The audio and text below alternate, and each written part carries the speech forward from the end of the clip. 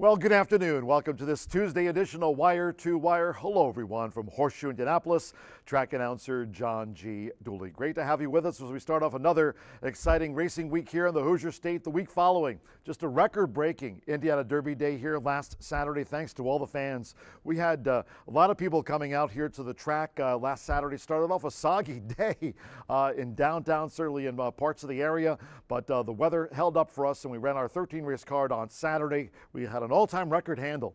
Over $9.56 million, eclipsing the record from 2025. We did one better this year, and also on-track handle. That was $433,220 on-track handle record as well. So we couldn't do it without all of your support. Thanks to all the horsemen and certainly all the team members here at Horseshoe Indianapolis. A record-breaking day it was last Saturday on Indiana Derby Day. But we had no live racing on Sunday, Monday. We start a week anew here Tuesday, Wednesday, Thursday cards from 2:10. Don't forget, no live racing this Friday. And by the way, Saturday, a week removed from the Indiana Derby Day, we've got an all-quarter horse card coming up here this Saturday, and that post time will be at 10:45 a.m. And then we'll take our little summer break before coming back in action here at Horseshoe Indianapolis. More on the schedule, more about Saturday's results in just a moment. Time here during the A block on the pre-race show, Wire to Wire, to check in with our friends at the Weather Authority. That's Fox 59, and Krista McEnany is standing by to talk about the weather today. And after the weather held up for us, we got on our 13-race card here on Saturday. Krista, we certainly appreciated that. How's the weather looking to start off a new week of racing here at Horseshoe Indianapolis? Hot and more humid for our races today, with plenty of sunshine around into the afternoon. We should see high temperatures into the low and mid 90s. By the time you're heading on home, temperatures will be falling into those upper 80s. No rain to impact your plans today. We will keep skies mostly clear, and that will continue right on through the evening hours too. Enjoy the races.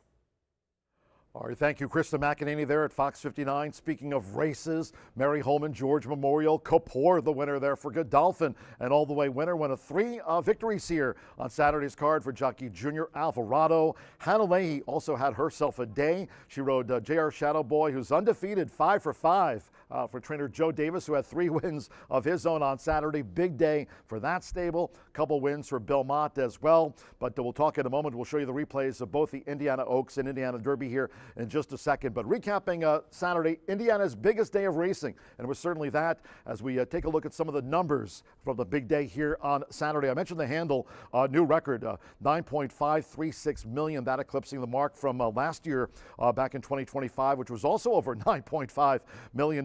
So the Indiana Derby continues to grow, continues to do well from a handle standpoint, and also on track.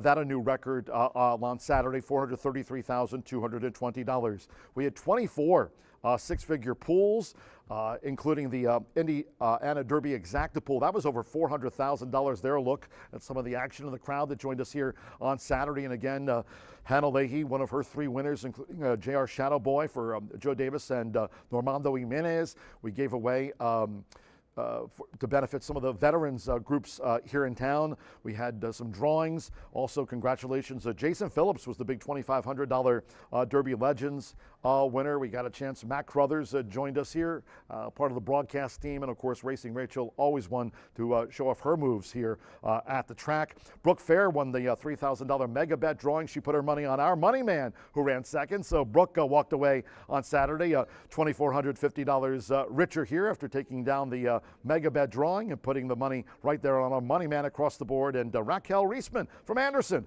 won the $1,000 Indiana Derby hat contest. So just records up and down. We had 19 media passes given out. There was a lot of media coverage. And of course, people joined us here not only on Saturday but Friday for NHC qualifiers.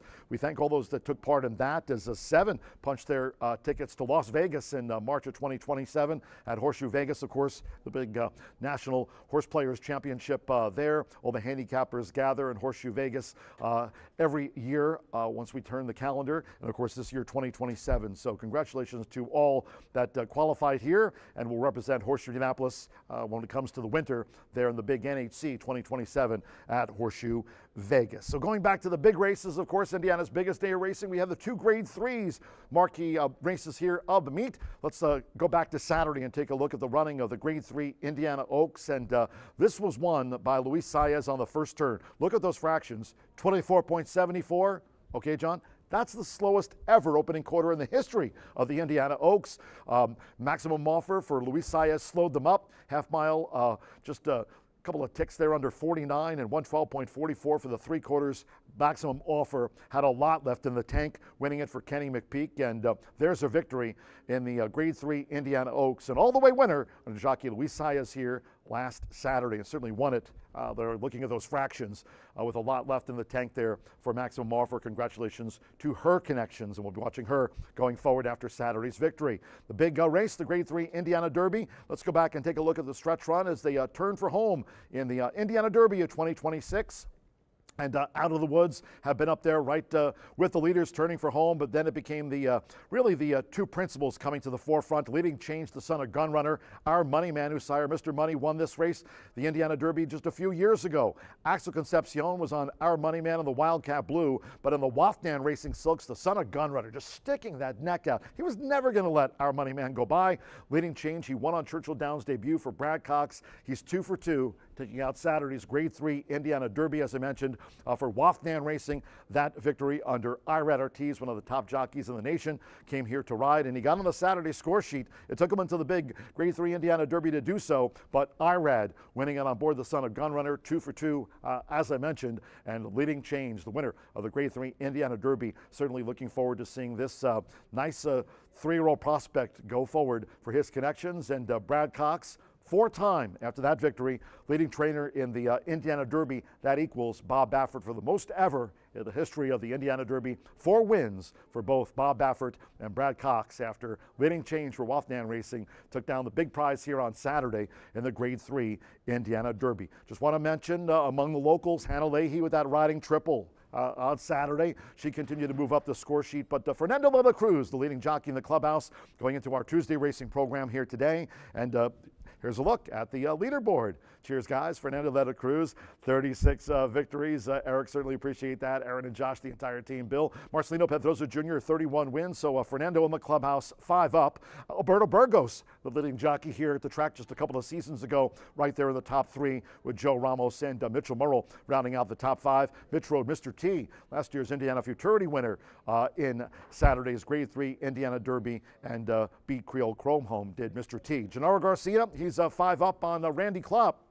As far as the trainer standings go, that score 31-26. John Harron with 21 victories. And Tiana Richardville, she's also having herself a meet. In fact, I mentioned Hannah Leahy, 3 wins here on Saturday's Indiana Derby Day card. Also last week, Hannah booting home Hot Middles, that talented disstaffer that Tiana has at her stable. Great to see Hot Middles win yet again last week here at Horseshoe Indianapolis. And Bob Gorham and Sippy, they're tied with 13 wins apiece as we take a look at the leaderboard, starting off a new week of racing here at Horseshoe Indianapolis. By the way, this is day 54 of the race meet here, or pardon me, actually the 52nd racing day here at the track. We're not even halfway through a 123-day racing season, so day 52 post-Indiana Derby. We still have a long way to go here racing-wise at Horseshoe Indianapolis. 123-day race meet starts traditionally in April. We go all the way through the middle part of November. So as we go to the second half of the season, certainly still a lot of racing action to go here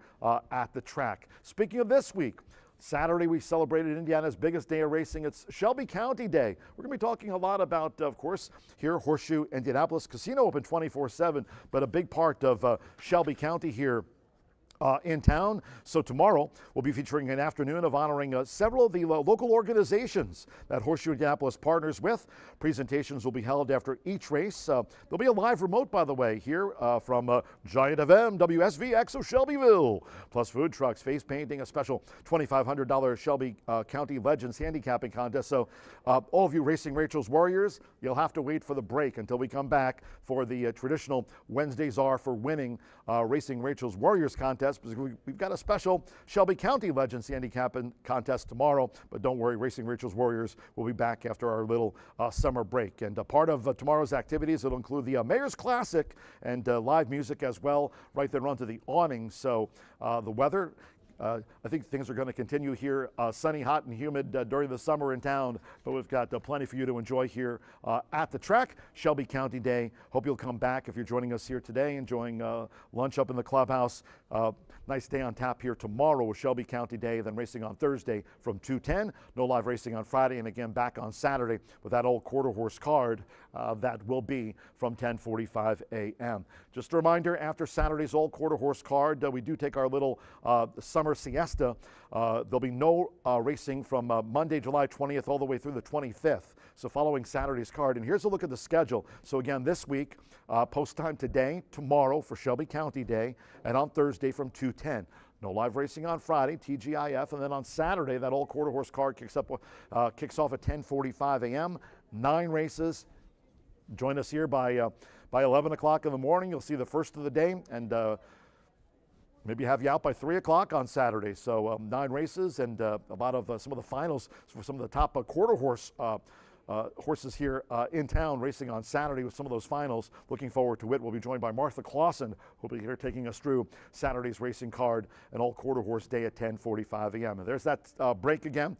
No live racing next week. So a week from today all the way through this coming Wednesday, Thursday, a week from this Saturday, no live racing. Then we'll be back again on the 27th through the 30th to wrap up this month. And we'll start heading, of course, into August here at Horseshoe Indianapolis. Well, at this point here, we're getting set to check in. Brian Aragoni joined us here. It was great to have B in town talking about the Indiana Derby and all those terrific races we had on Saturday. Also want to mention, because I noted Junior Alvarado had that hat trick of wins here on Saturday. Ben Dug was a really nice rallying winner of the Michael G. Schaefer Memorial, talking about some of those other races on Saturday's card. Kapoor taking out that Mary Holman George Memorial, that an all-the-way winner under Junior Alvarado for Godolphin. And Junior's hat trick of wins capped off by Seminole Chief, that on the turf in the Jonathan B. Schuster Memorial. Really good-looking winner there, Seminole Chief. It was a bit of an upset for trainer Joe Sharp. In fact, year in and year out, the Jonathan B. Schuster Memorial, I mean, terrific finishes. We had basically 6 horses all within 3 lengths right there at the wire in the Jonathan B. Schuster Memorial run on Saturday. It was won by Seminole Chief under Junior, as I mentioned. So just from start to finish, a terrific day of racing here on Saturday, and certainly that record $9.536 million handle showing, as fans certainly enjoyed the racing here last Saturday. Thanks to our big sponsors this year, Woodford Reserve, also Murphy Trailer Sales. Terrific customer service and loyalty since 1984. You can reach out to them at 765-361-8803. Also, B&H Electric. They've got locations not only here in town, and of course tomorrow, Shelby County Day. They're right here in Shelbyville. They've also got locations. Does B&H Electric in Seymour and Bloomington. You can reach out to them on the web at www.bh-electric.com. Midwest Rancher, another sponsor racing here at Horseshoe Indianapolis this year. They're on the web at MidwestRancher.com. You can ring them up or check them out in Seymour at 101 West Laurel Street, 812-680-4204. Cheers to Midwest Rancher for their sponsorship of racing with us here at Horseshoe Indianapolis in 2026. And Russ Hubler Ford, they've got their dealership in Greensburg. They're on the web at russhublerford.com. You can ring them up at 812-663-7621. If you're going to their dealership, by the way, in Greensburg, be sure to tell them that Racing Rachel sent you. You might get a good discount there on the sticker price in Greensburg, the dealership of Russ Hubler Ford. Social media-wise, we've got you covered. All things Indiana Derby. That was my X feed, not only yesterday on Sunday, the day after the big record-setting handle day here on Saturday. You can reach out to me on X, and of course we'll be watching the World Cup today at 3 o'clock at John G. Dooley. Racing Rachel, she'll be along here during the live broadcast on Tuesday. Wouldn't miss a Tuesday card, Racing Rachel. She'll be joining on X at Racing Rachel M, and also Martha Clausen. We do have a quarter horse finale here today, 10 races, 9 thoroughbred. We'll close with the quarter horse dash just before the 7 o'clock hour, and Martha will be talking about that, and certainly looking forward, we know, Martha, to joining us here on Saturday with a lot of those quarter horse finals as part of a 9-race stacked all quarter horse card here on Saturday. And Brian Aragoni, again, he joined us here on a Saturday for the big day. You can reach out to Brian, always on X at Mr. B Analyst. And track-wise, we've got you covered on socials, on X at HS Indy Racing. You can follow us on IG and subscribe to our YouTube channel at Horseshoe Indianapolis Racing. sunny. We had Krista McEnany join us here on this Tuesday edition of Wire to Wire from Fox 59, the Weather Authority, with the official race day forecast for our card here today with 10 races on tap. Main track fast under those sunny skies. Turf course is firm. Quick commercial break here on this Tuesday edition of Wire to Wire when the pre-race show returns. We know it as the B block. Back with Brian Aragoni and a preview of the 50 Cent Early Pick 5 right after you watch this.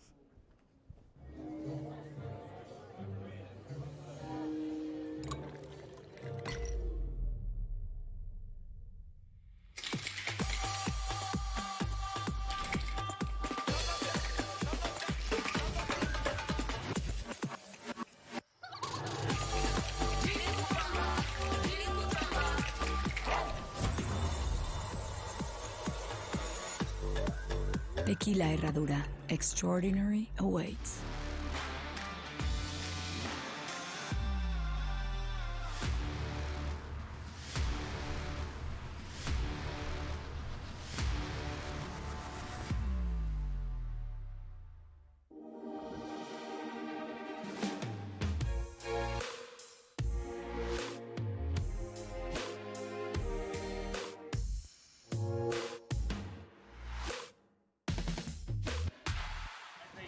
When it comes to horse racing, you can never have too much information.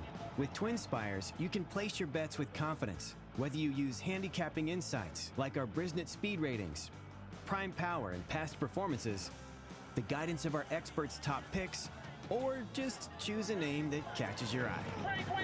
Yes! No matter how you pick your horse, bet with Twin Spires. And now you can race to victory with Twin Spires tournaments.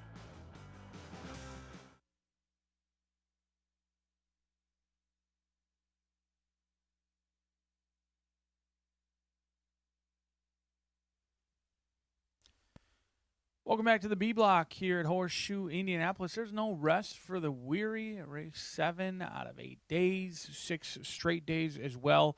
And we're right back here kicking. At least John and I are. Rachel will be joining us later in the day. She's still in the beauty and makeup department getting all dialed up for this afternoon because we've got an excellent card, plenty of opportunities. We're on the turf yet again on a firm turf course, a fast main track, and what a day it was. In fact, it was a record-setting Saturday with the Indiana Derby as well. Super exciting. And you know what? If you're better like me, a player, you get excited each and every day. It doesn't really matter if there's big races or not big races. There's still opportunities to be made, and certainly something that you should be thankful for and appreciate while we have those opportunities. 26 minutes away from the opener here at Horseshoe Indianapolis. No scratches or changes to be reported in the opener. 5 furlongs on a fast main track, and this is a challenging event to begin with. You have to really decide, do you like horses with experience or do you want to truly gamble on first-time starters? It's very clear based on the horses that I'm using which side I sided with. Typically, I would lean into horses with experience. However, I just downgraded a lot of these 2-year-olds that have experience. Now, just being honest, I usually would go with the experienced ones over the first-time starters. Now, here's why and what kind of dictated my decision-making is those horses that do have experience, they come back on fairly short rest. That's not the biggest obstacle in my opinion. I think 2-year-old colts can come back in about 2.5 weeks. They certainly can. That's not the issue. They did run on a day in which I thought was a super wet track, was very souped up. The team was doing an awesome job trying to get a lot of that moisture out of the track, and therefore it was a hard track, and the times were very quick throughout the day with the exception of this one. So my notes kind of indicated to maybe downgrade the variables, downgrade those buyer speed figures a little bit just because of how much moisture was in the track and how fast the track played that day, and they still came home relatively slow. So I'm just not confident that that race on June 25th was ultimately the best bunch per se. So I'm going to try and get in here with the first-time starter who can maybe jump up and run a big race. I wouldn't blame you if you do lean into the horses with experience. That's typically what I would do. But overall, I'm going to go 1, 2, 7, and 8 in here. I think Stephen Fosdick and Blaine Davidson could either have one of these win. They've got both the inside 2 runners. I'm sure they weren't thrilled with the post positions when both their horses drew down to the inside. I did find this statistic very interesting with Stephen Fosdick. While he is 2 for 25 with first-time starters, that's not a terrible percentage, actually. It's about 8%, probably about the norm. I thought it was a little bit more intriguing. If you dive into the numbers even deeper, He's 33% when he taps and calls Fernando de la Cruz. 1 for 3 with a first-time starter. They haven't teamed up for a while, though. With a firster, it's been since 2022 since then. But I thought it was interesting. Numbers are what you make it. And you can look at it one of two ways. 2 for 25, only 8%. Or you could look at it 1 for 3, and CJ's Bopper certainly makes sense. Taking some early money as well. 7-2 on the board. A lot of the money's come in on Jim's Promise. A horse who debuted for Gennaro Garcia. Marcelino Pedroza Jr. showed speed. Didn't show much finish. I'm going to go 1, 2, 7, and 8. I like Gennaro's other horse in here. Q's best bet for Bruce Murphy and Southwest Racing. I think that 2-year-old gelding with Amir Mendoza could be a runner. The mare banked almost $145,000, mostly around 2 turns. This is the first full, but Gennaro Garcia's numbers have been going in the right direction with first-time starters. Well, maybe a couple years ago, they weren't always that great, but he's certainly figured things out with the 2-year-olds. 1, 2, 7, and 8. Fluidity is also a sneaky one in here. The Moger gang has been winning at a high rate here at Horseshoe Indianapolis. Summer Pauly, the mare was a 4-time winner, banked almost $140,000, and has produced the likes of Heidi and Tigaretto, or a couple of solid runners as well. So Fluidity is a horse I do not want to leave off my ticket. So we're going to go with all first-time starters in the opener here. 1, 2, 7, and 8. Would not blame you if you do quite the opposite and use all horses with experience, because any of them can jump up, and they will have an edge today having that experience under their belt on that wet track June 25th. Race 2, maiden special weight event. Another talented group. Scratch number 5, Gallant Aces, out of this event. Now, I'm just going to be honest. I'm probably jumping off the bandwagon too soon. I think this may be a case in which I had the right horse, the wrong race, possibly. I loved Golden Decree, and it was an expensive day because Golden Decree went off at 5-1, and the higher those odds went, the more I put down. And unfortunately for me, this horse had the lead at about the 8th pole, looked like a good thing, and got run down by Stunning and Kiss the Ring.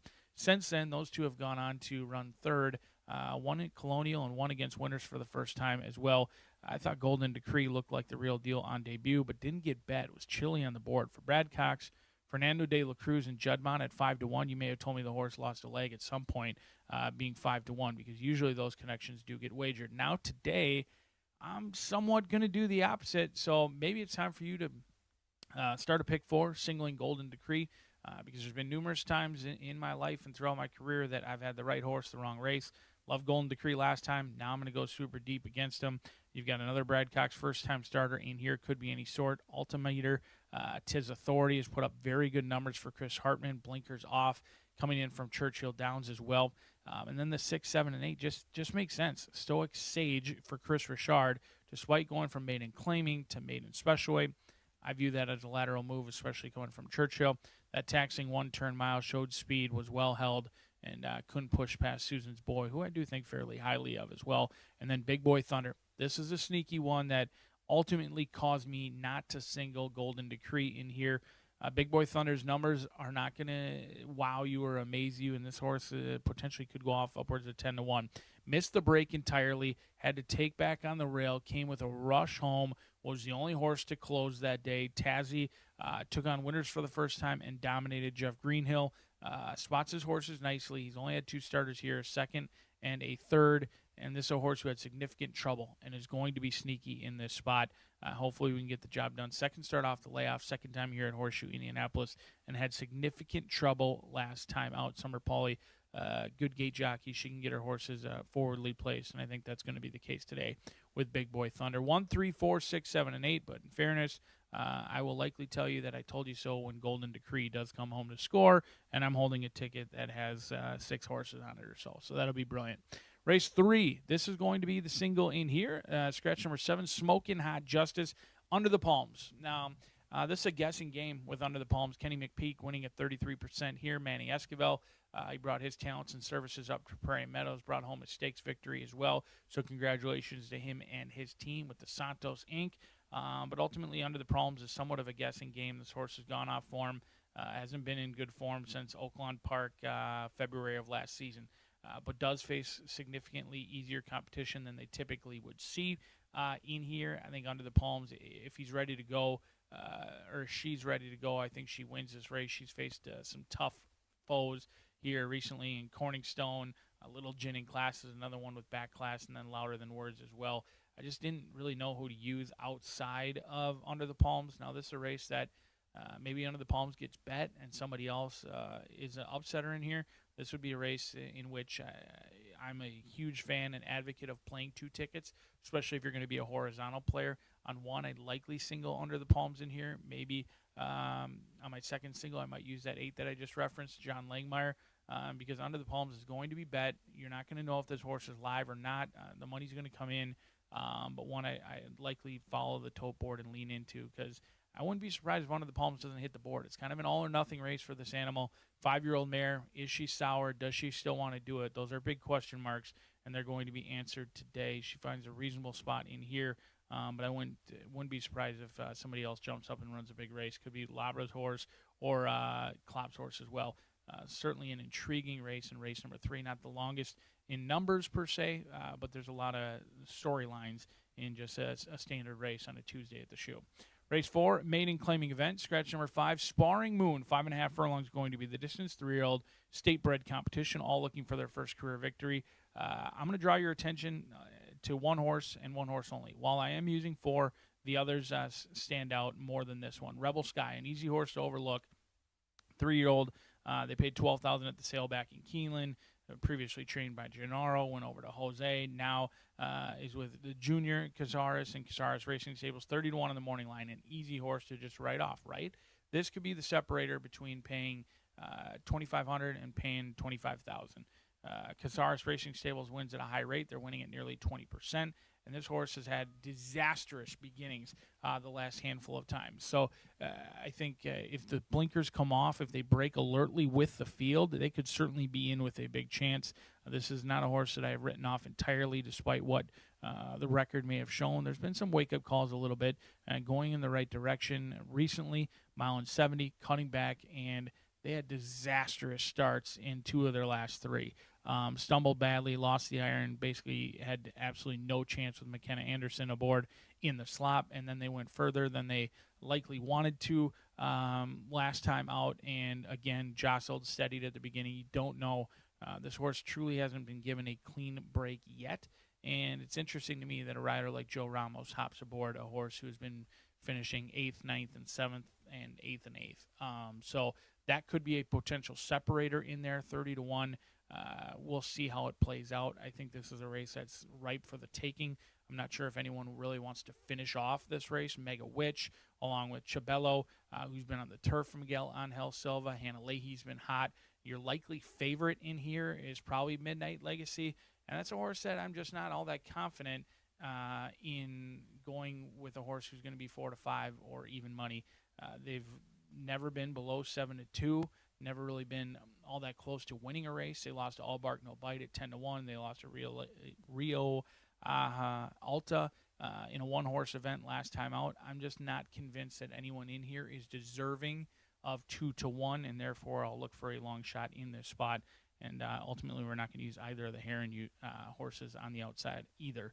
7 and 8. But let's move along to the 5th and final of this early pick 5. It also kicks off today's late fire 5 as well as the Horseshoe hat trick. Scratch 6, 8, 3, and 11. 3, 6, 8, and 11. 7 and 9 are very obvious. Quicksilla 3-1 and Popcorn at 7-2. Jonathan Thomas. Those 2 are going to take the lion's share of the action. I'll draw your attention to Darrow B, Jim Corrigan, Santos Sanger. Well, Corrigan hasn't always won at the highest rate over in Kentucky or Louisville. He has won at a high rate here at Horseshoe Indianapolis, and he gets Santos Sanger, who's been great on our turf course. Sanger is winning at 15%, doesn't get the mount some of the others in here do. I thought he ran a bang-up race against Mr. Gerson, who ran away and hit. It was like an unbelievable race. This horse went 20-2, was opened by 4 lengths midway through the turn, opened up by 10 lengths, and really turned it into a one-horse event. Darrow B chased that one home willingly and ran a big effort, in my opinion, and looks like a horse who could handle maybe a little bit further than they ultimately went. And just touching base, I like to back up some sentences, not all of them, but some of them, with statistics. Sanger is 8 for 39 on the turf this season. I'm not a mathematician, but 8 for 39 is a very high rate. And, in fact, 8 wins on our turf course is the most in the entire colony. How about that? Fernando de la Cruz in second, 7 for 51. But Sanger, 8 for 39. He's been a turf rider and a turf guru as well. We'll see if he can do it with Darryl B going 3 deep in the 5th to kick off that $1 horseshoe hat trick, as well as that late fire 5. It's a Tuesday at the Shoe. It's all boys early on. We'll throw it up to the best in the business, the wordsmith himself. He's probably putting down the encyclopedia and dictionary right now to take you through today's very limited scratches and changes as we're 13 minutes away from the opener. Sit back, relax, and good luck.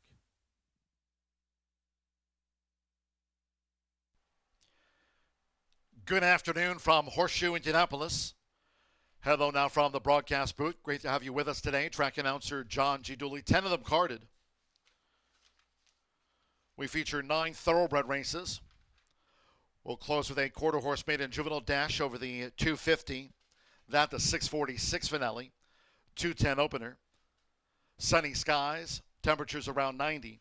Main track fast turf course fur. If you have your From Gate to Glory track programs near, let's take a look at the changes and corrections on today's racing program. Opening juvenile sprint all 9 run. No scratches, no rider changes at the top. Number 2, Wind Swept Will. Add 1 pound to the listed program weight. Makes it 115 now. All 9 run in the maiden juvenile sprint. The second of our 10 starts the $1 early pick 4.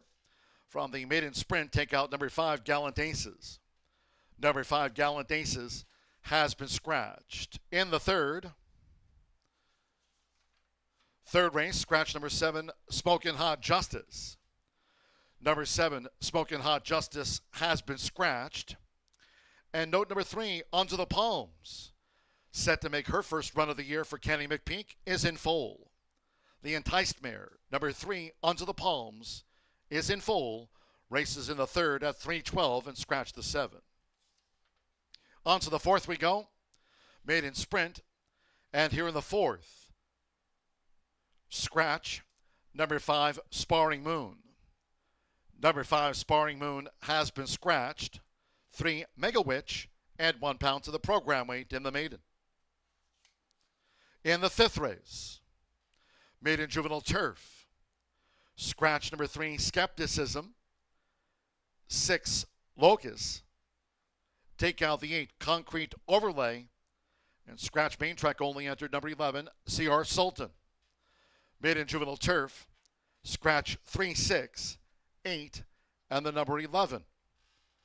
Number 1, My Blue Heaven, add 1 pound to the program weight, makes it there now 118 corrected.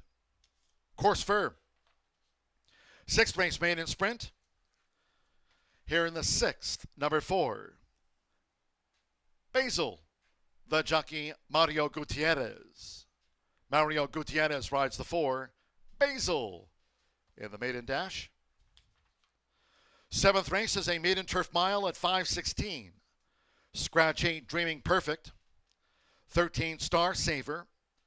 Take out the 14, Chatterfield. And scratch number 15, Thundertaker. Scratch 8, 13, 14, and the number 15 from the maiden turf mile. Following that, race 8. In the mile, fast track, scratch 3, Dr. Ruben M. 6, Seal Bay. And take out number 7, Take It and Run. With those scratches, there'll be no 10-cent Grand High 5 featured. That's the Pentafecta wager. No Pentafecta, owing to the scratches of the 3, 6, and the number 7 from the race card. In the 9th, turf feature, scratch the blue 3, Azoy. 8, Phenomenal Dream. And number 11, He's Late Again, was entered as a main track only. Turf firm, scratch the 3, 8, and the MTO number 11. And in the 10th, 646 finale, quarter horse maiden juvenile dash over the 250 yards. Fast track, flag at half mast. Scratch the also eligibles, 11 Queen D, 12 Miss Sweet Dynasty, 13 Miss Molly, and 14 AP Coco's Light. Scratch the also eligibles, 11 through the number 14. These overweights, number 1, signed Sober You, plus 4 pounds. Number 2, A Hint of Bad, 2 pounds over, makes it there now 126. These overweights in the 10th. Number 3, check out Liz, plus 4 pounds. 5, CV Paint Your Tools, 1 pound over. Number 6, What a Golden Diva, and 6 pounds to the weight. The 9, KV Power, plus 2 pounds. And number 10, LC Cyber Lady, is 2 over. Scratch the also eligibles, scratch 11, Queen D, through 14, AP, Coco's Light. There, a look at the changes and corrections on our 10-race card to start off a new week here post-Indiana Derby Day. A record-setting handle day, over $9.5 million on last Saturday's Indiana Oaks and Indiana Derby Day. Cheers to all of our fans. Horses in the walking ring for the maiden juvenile sprint opener. All 9 run. Sunny, around 90. Fast and firm. Post time 7 minutes away. Make it a great day with us here at Horseshoe Indianapolis.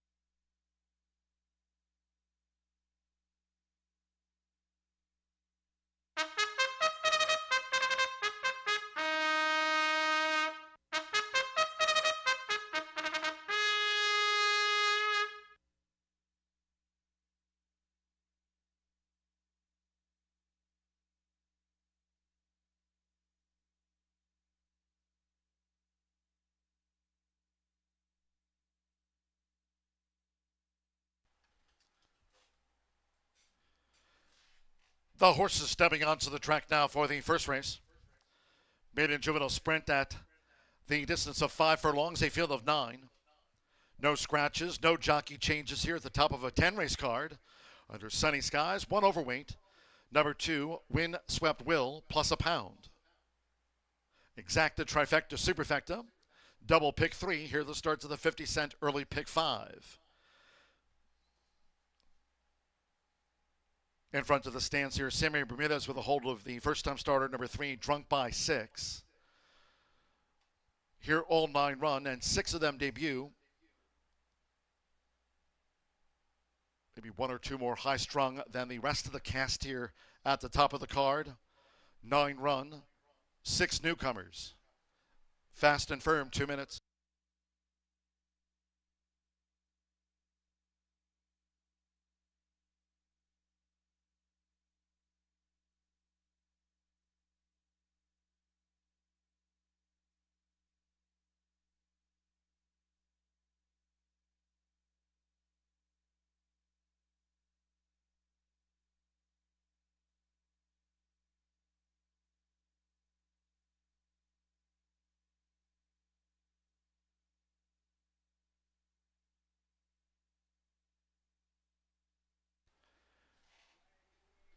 In front of the stand, Sammy Bermudez back on board. Number 3, Drunk by 6, the son of Sleepy's Eyes Todd.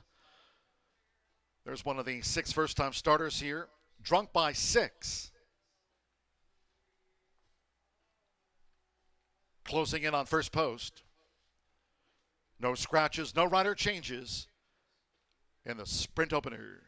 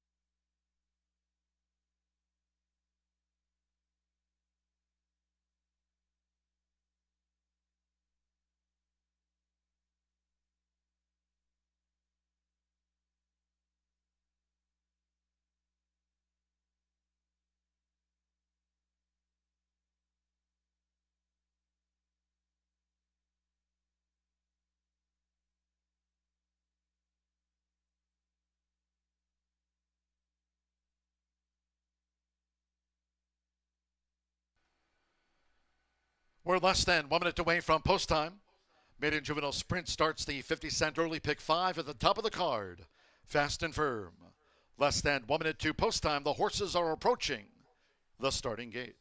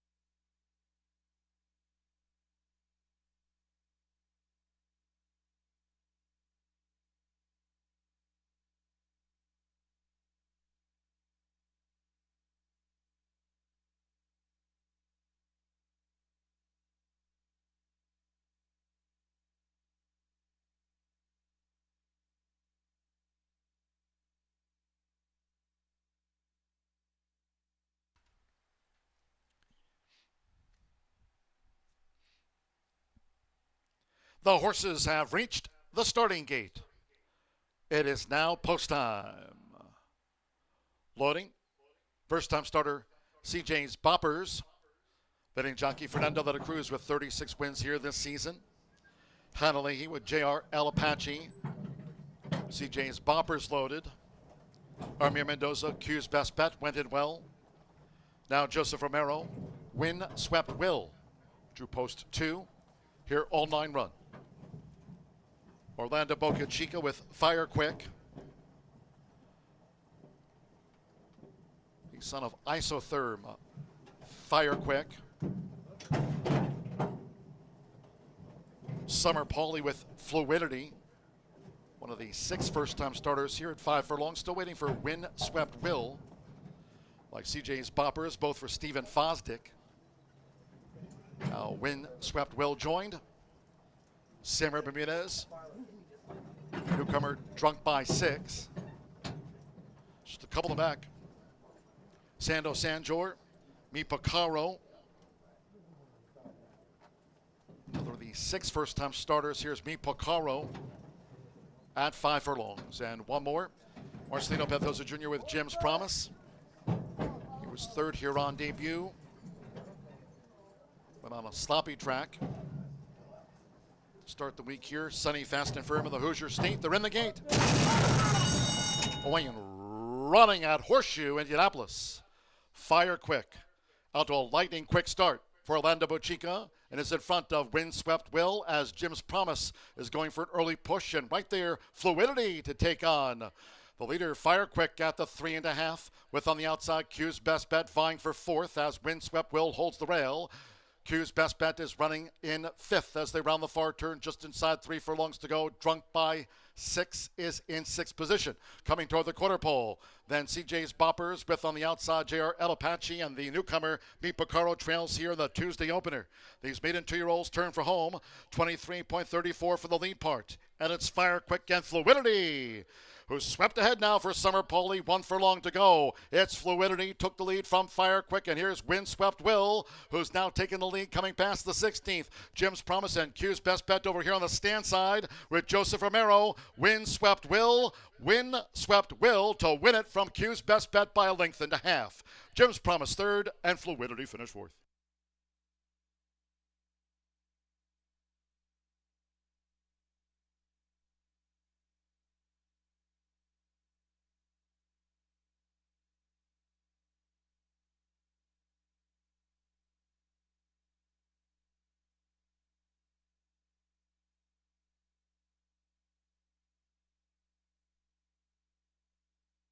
.73 fast track after the maiden juvenile dash. 1:73.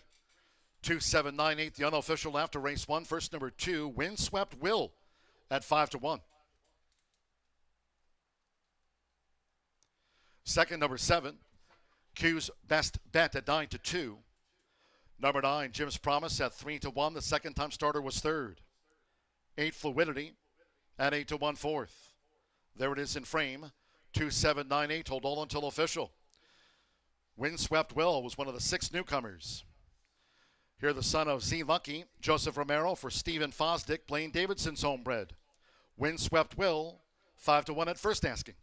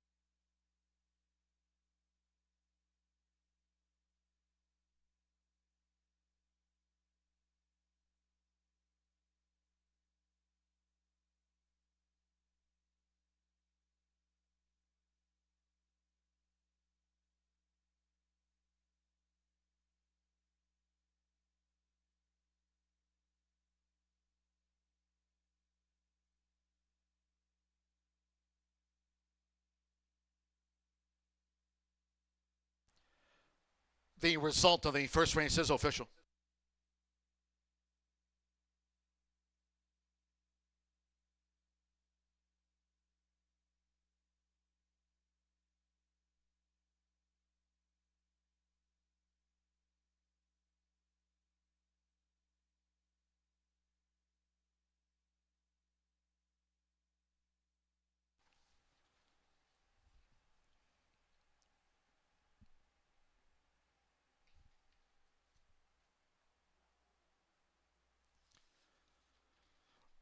Returning to the Murphy Trailer Sales Winner's Circle, the 2, Windswept Will with Joseph Romero.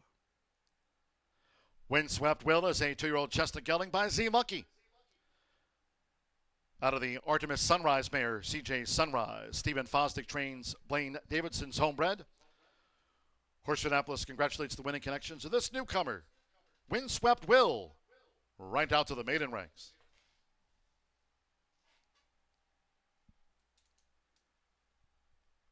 First results in.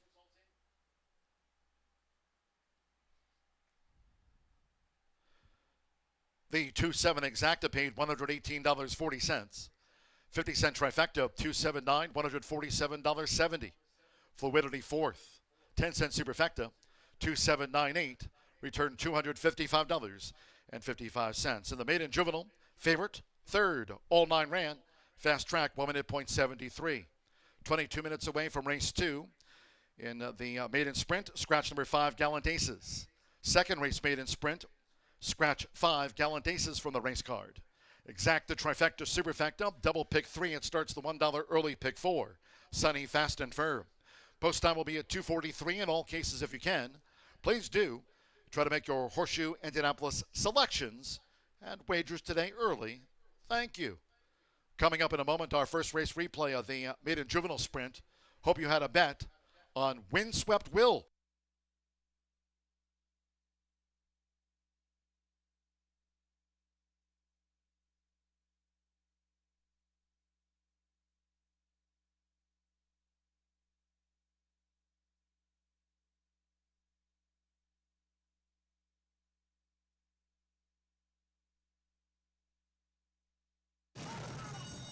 Going and running at Horseshoe Indianapolis.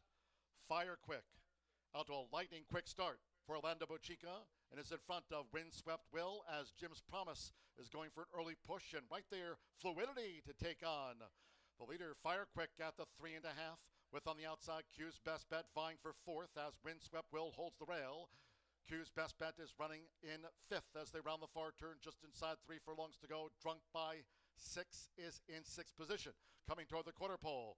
Then CJ's Boppers with on the outside JR El Apache, and the newcomer Meet Picaro trails here in the Tuesday opener. These maiden 2-year-olds turn for home.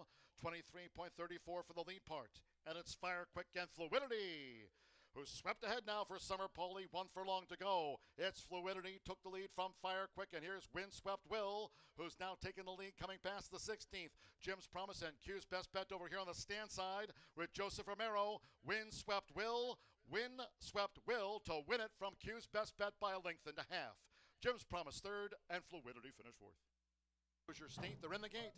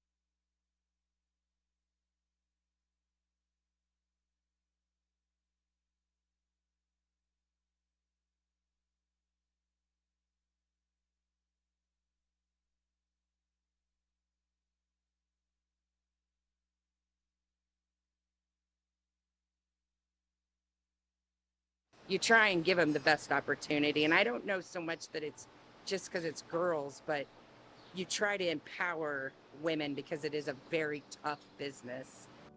My dad, Jim Elliott, lives in Brookston. He bought a farm when I was a year old. So I grew up in it day to day. We come in, we usually make a schedule the night before of who's galloping, who's walking, and who goes to the Eurosizer. And then we have to get in touch with jock agents to schedule breezes for the jockeys. Someone comes in at 5 and feeds at 5 in the morning. Then we feed lunch around 11, 11:30. And then that's usually our day. And then we get ready for the races. Definitely a man's world back here, but all of us women, we really band together. We have a really great community and we all support each other, and that means so much. There's so much emotion that goes into it when you do work that hard. You know, talent gets you very far at times, but when you put the hard work into it on top of it, it gets you places that you never thought you could go. You definitely have to work a little harder, but I think we also have an edge to us that not a lot of men have, and I like to take advantage of that as much as I can. Now I'm a jockey, living my dream. It's a man's sport, for sure. Like, I think women, some people look at them and I think I'm a little more affectionate with my horses, more hands-on. You know, it's an industry where all your top trainers are men, so I think people look to that. I started underneath my grandpa, Calvin Prescott. Prior to that, I've always had horses in my life. I barrel raced. Went to college at Ball State, and then I got back into horses with my grandpa, and I think my own trainer's license was probably somewhere around 2003, maybe, something like that. Started out with just a few. Eventually, I started breeding my own horses, and now I'm up to, I don't even know, 40-something, so a lot. Hola, mi nombre es Chenevely. Soy Hawaker, trabajo con Michelle Elliott, tengo aproximadamente 2 años de estar trabajando acá, soy del país de Guatemala. There's a lot more women in this business now than when I first started 35 years ago. Being a woman, other women feel threatened by you sometimes, so it's always a good idea to go chat with the ladies first. They're your biggest asset and your biggest allies. Women will stick together if you give them a shot.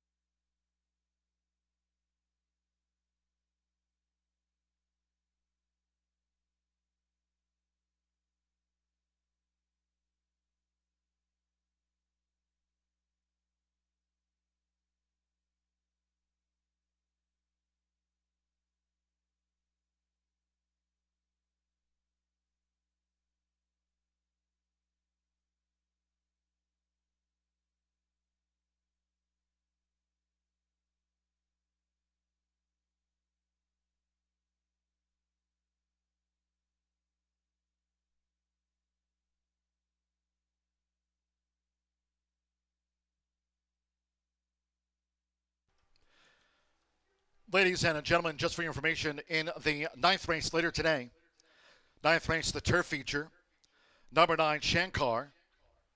This in the 9th race. 9, Shankar, corrected weight. Now waive the 5-pound apprentice allowance. Make the corrected weight there 122 pounds. Joseph Romero just won the first of the day on Windswept Will, his 40th career victory in the 9th race. Joseph Romero on 9, Shankar, will no longer claim the 5 pounds. 122 corrected weight there for number 9, Shankar. That's in race 9.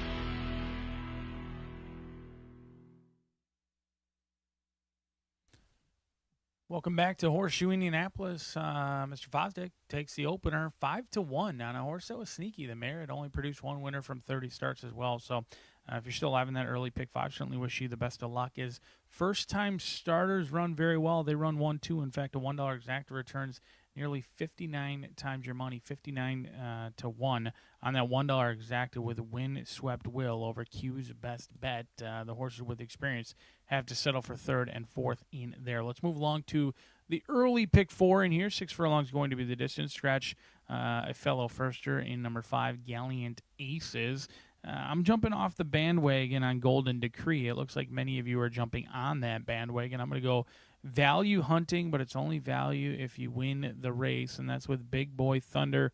Greenhill Racing Stables, Jeff Greenhill, sending out his 3rd starter of the meet this season. So far, he's got a 2nd and a 3rd to his name. Hopefully, going a perfect 3 for 3 in the money with a win today for this starter who's made 6 previous starts, had to settle for 2nd in 3 of those 6. I was impressed with the replay. During that replay analysis, this horse raced just about a month ago to the day in which they missed the break terribly, had to take back on the rail after missing the break. They broke from the inside. They had to take back, and then they came with a rush and a flurry home, and they were flattered when Tazzy came back to beat winners next time out as well. So Thunder certainly has upside.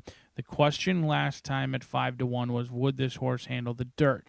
I think we've proven that this 3-year-old gelding can run on either the synthetic or the dirt.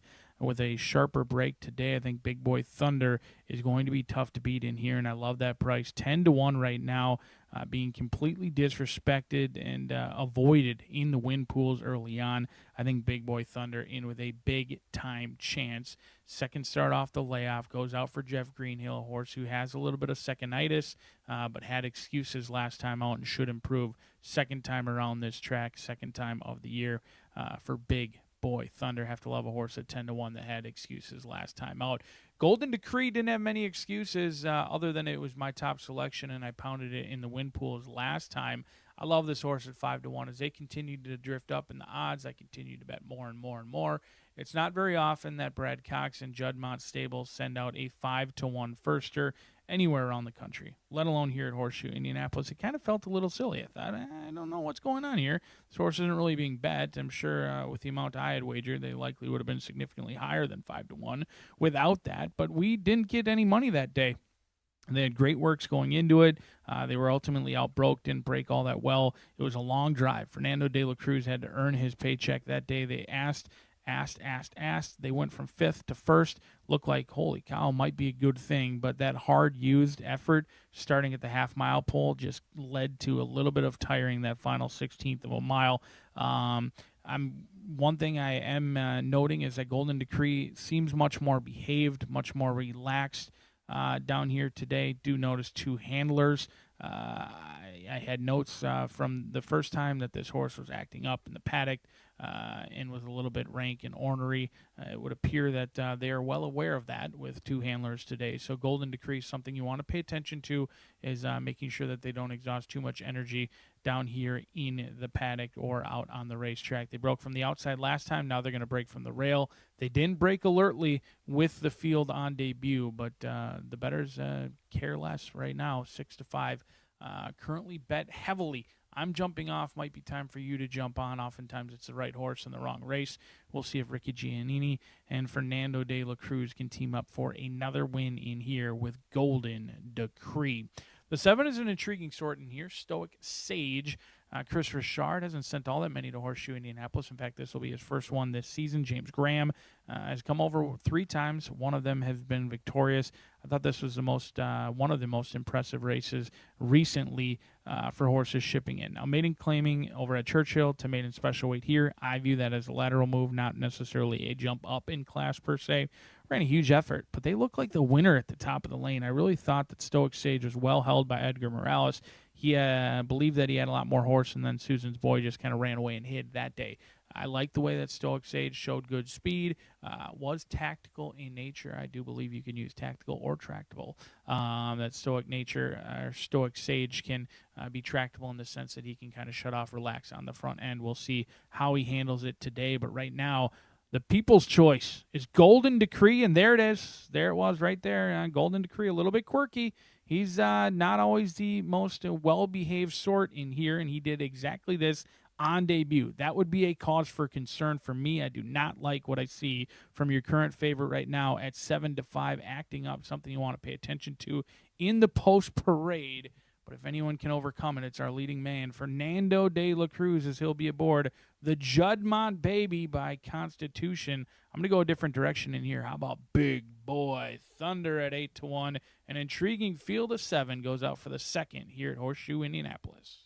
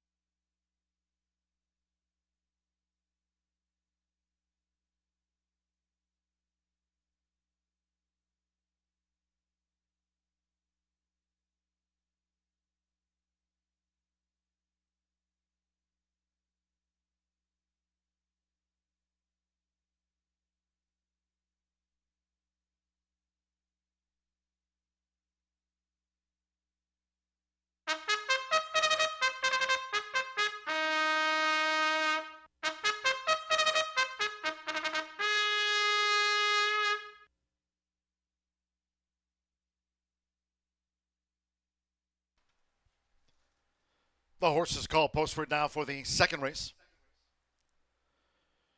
Maiden 3-year-old sprint here over the 6 furlongs with a field of 7. 5 Gallant Aces has been scratched. Scratch 5 Gallant Aces. Exacta, trifecta, superfecta, double pick 3. Start to the $1 early pick 4, Sunny, Fast, and Firm. Parading with 3 minutes to post time, 3 minutes.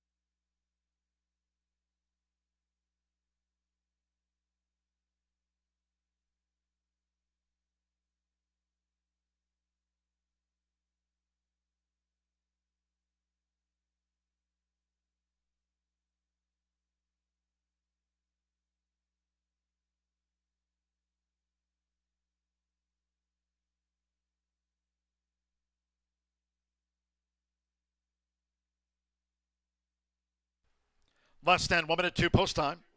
Start to the $1 early pick 4 at hand. Sunny, fast, and firm. You have less than 1 minute.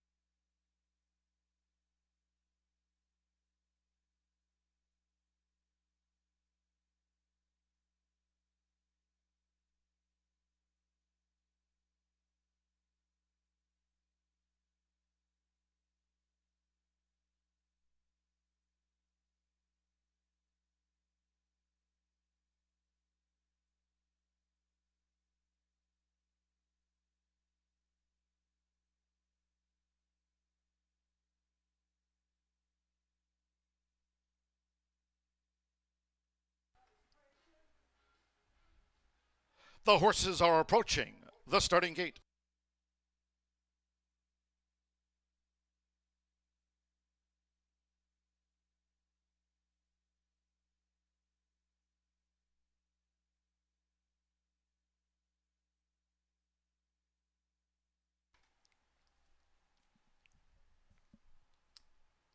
The horses have reached the starting gate. It is now post time.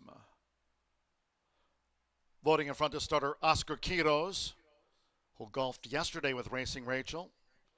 Fernando de la Cruz with Golden Decree coming up. Mitchell Murrow with Tis Authority to join Golden Decree. Now Gabriel Saez with Bridge Song, taking his position within the starting gate. Axel Concepcion, Boylston went in well. James Graham with Stoic Sage going in. Marcelino Pedrosa Jr. with Altimeter at 6 furlongs. Stand by, one more. Summer Pauly with 6 times started. Big Boy Thunder. Seconds of the day from Horseshoe Indianapolis. They're in the gate. And they're off. Fast starts for Stoic Sage with Tis Authority. They're quickly headed off by Boylston and Golden Decree. Green with a pink sash and cap. Right there off the leader's heels, it's Boylston. The fastest of the field through the first furlong and a half for Axel Concepcion. Went to the front from Golden Decree, who's in a tight spot.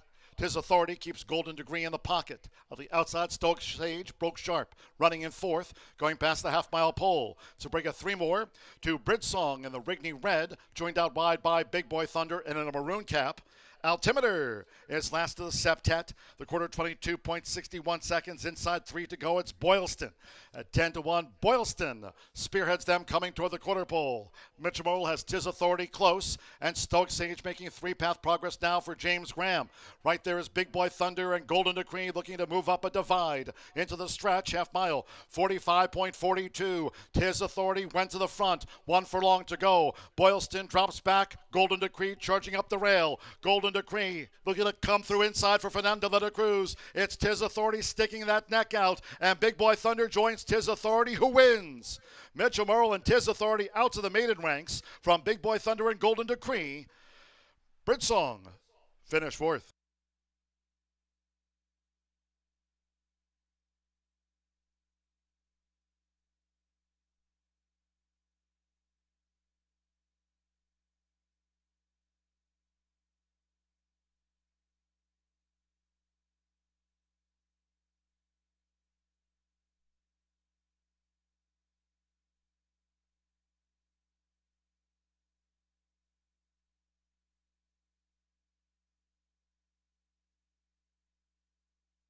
One 10.24 after the maiden sprint.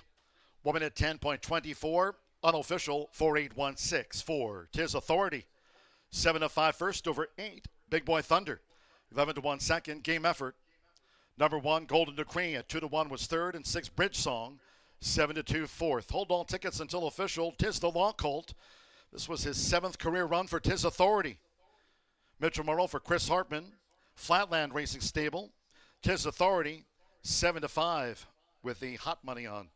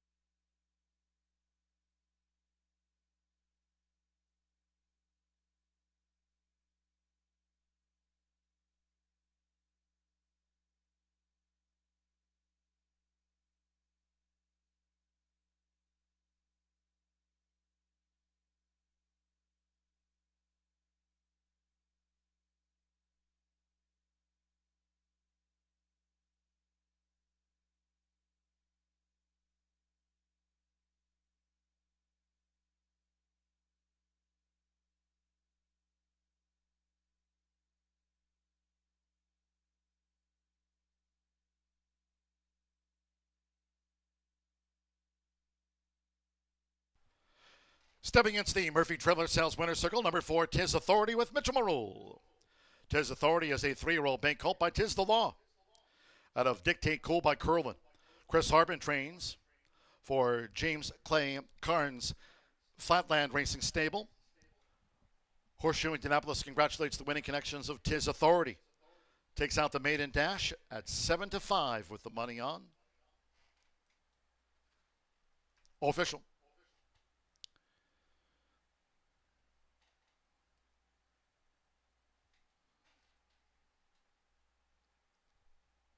$4-8 exacta, paid $42.40, 50-cent trifecta. 4-8-1, $34.55. 2 and 4 the opening double, combining Win Swept Will with Tis Authority after maiden sprints. 67-20, Bridge Song was 4th. 10-cent superfecta. 4-8-1-6 returned $20.56. In the maiden sprint, 5 was a non-runner. Gallandaces did not start. Favorite was first. 7 of them ran, 110.24. In the third, scratch the 7 Smoking Hot Justice. Number 7 Smoking Hot Justice has been scratched.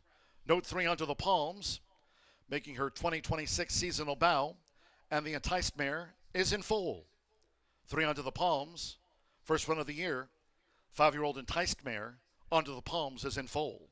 Opens even money. Exacta, trifecta, superfecta, double, pick 3. Post time, now slated for 3:14.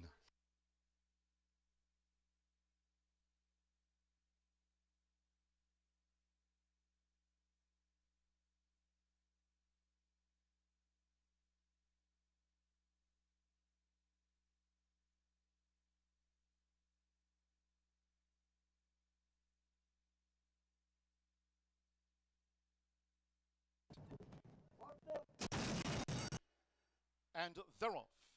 Fast starts for Stoic Sage with Tis Authority. They're quickly headed off by Boylston and Golden Decree. Green with a pink sash and cap. Right there off the leader's heels, it's Boylston. The fastest of the field through the first furlong and a half for Axel Concepcion. Went to the front from Golden Decree, who's in a tight spot. Tis Authority keeps Golden Degree in the pocket. On the outside, Stoic Sage broke sharp, running in 4th, going past the half-mile pole. So bring a 3 more to Bridge Song in the Rigney Red, joined out wide by Big Boy Thunder and in a maroon cap. Altimeter is last of the septet. The quarter 22.61 seconds, inside 3 to go. It's Boylston. At 10-1, Boylston spearheads them coming toward the quarter pole. Mitchell Mole has Tis Authority close, and Stoic Sage making 3-path progress now for James Graham. Right there is Big Boy Thunder and Golden Decree looking to move up a divide into the stretch, half mile, 45.42. Tis Authority went to the front, 1 furlong to go. Boylston drops back, Golden Decree charging up the rail. Golden Decree looking to come through inside for Fernando de la Cruz. It's Tis Authority sticking that neck out, and Big Boy Thunder joins Tis Authority, who wins. Mitchell Merle and Tis Authority out to the maiden ranks from Big Boy Thunder and Gold. And they're off. Fast starts for Stoic.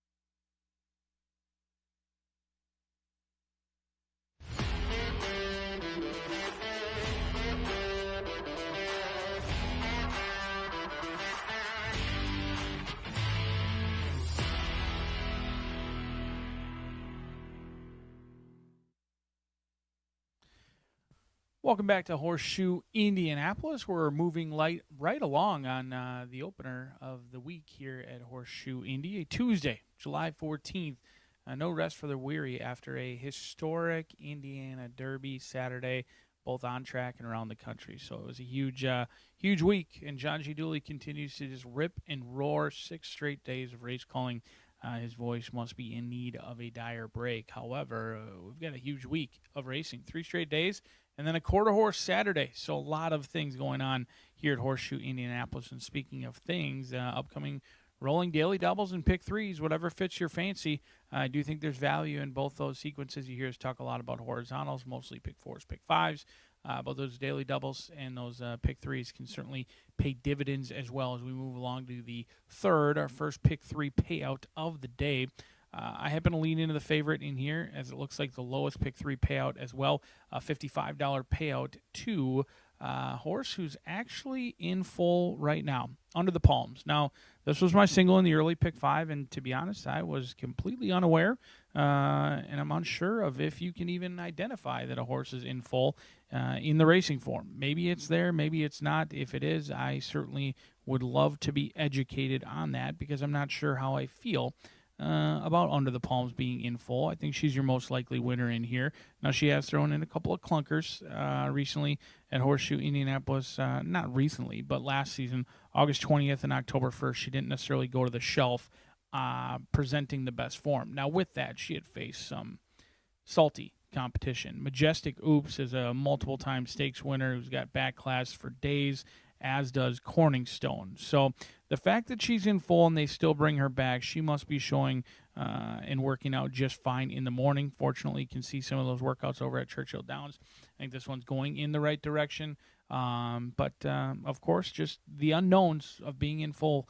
Obviously, they know what's best for the horse, and Under the Palms certainly in here has been training consistently over at Churchill Downs. I think the class of the field is going to reign supreme in here, a 2-time winner from 16 starts, and an Indiana bred who hasn't gotten in with Indiana competition very often. I'm sure she'll appreciate being in with state bred competition. Today, 4-5, the horse to beat, but the horse to bet could be Yo to win. Rogelio Labra has been good all season long. 13% doesn't jump off the page at you, but when you couple it in that his horses are not running at low-level claiming ranks, they're holding their own at the allowance ranks for the most part. He owns and trains Yo to win, who tried the turf last time out. It was July 4th, Independence Day here at Horseshoe Indianapolis. The turf times were super fast. It was very hot, and it was a hot and steamy day, and Yo to win was not on her preferred surface. In fact, she's 0 for 6 on the turf, has never even hit the board. She gets back to the main track where she's been very good recently. She's certainly figured things out in her 4-year-old season. She showed some talent at the end of the last season when she got that maiden-breaking score, going 5.5 furlongs. But this year, I mean, she kicked butt on June 13th. She went off at 3-1. She was away a little bit awkwardly, but she was much the best. Just kind of rushed up and sustained the rally, and it was very impressive. I think going turf to dirt in play, she may not have the quality or the talent of Under the Palms, but she might be in better form right now. She's got a recency edge over your current favorite in here, and a trainer and a rider who have things going for him at this point. 8-1, a sneaky endeavor in here. The one is also 8-1, 20-1 morning line, 8-1 on the board. Taking some action right now is Pay Me Later. Santos Azure, Bob Gorham in here. 2 wins from 8 starts. This is a horse who I think is a muddied up form and could potentially be in better form than what recently would suggest. Now, bear with me. Off of a layoff, you find a sloppy racetrack. It doesn't necessarily hate a sloppy racetrack, but it's not ideal. 6 furlongs is shorter than she wants to go, so she ultimately never gets into the race, doesn't care for the mud in her face, and it's just she wants 2 turns.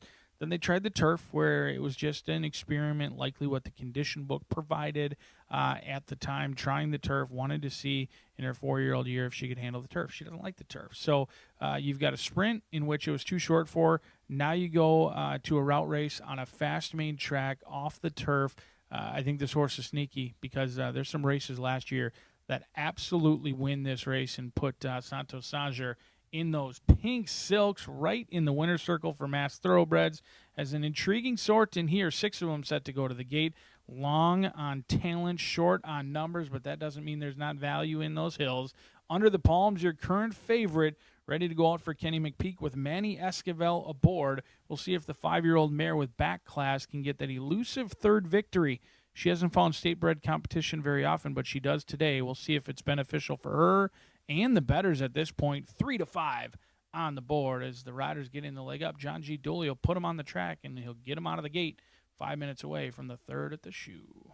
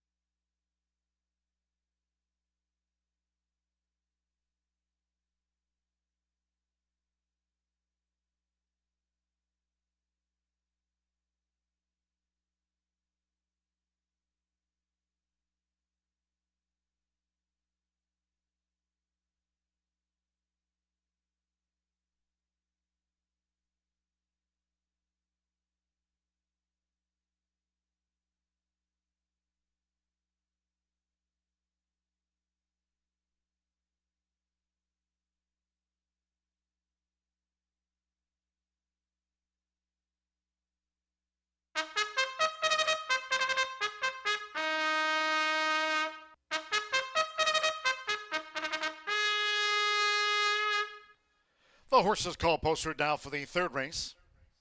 This race will be run over the mile and a 16th, a field of 6. Number 7, Smokin' Hot Justice, has been scratched.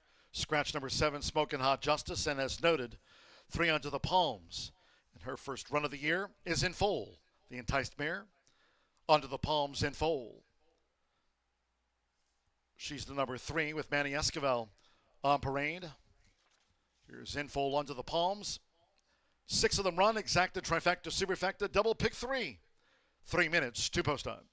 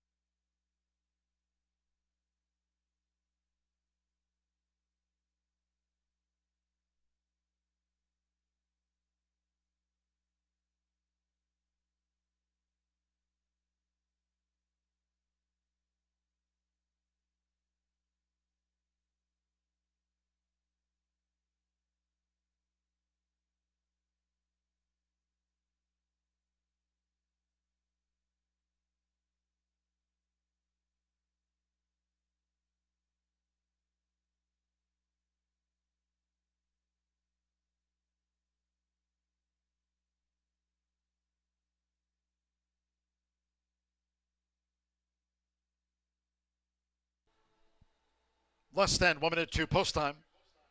Less than a minute.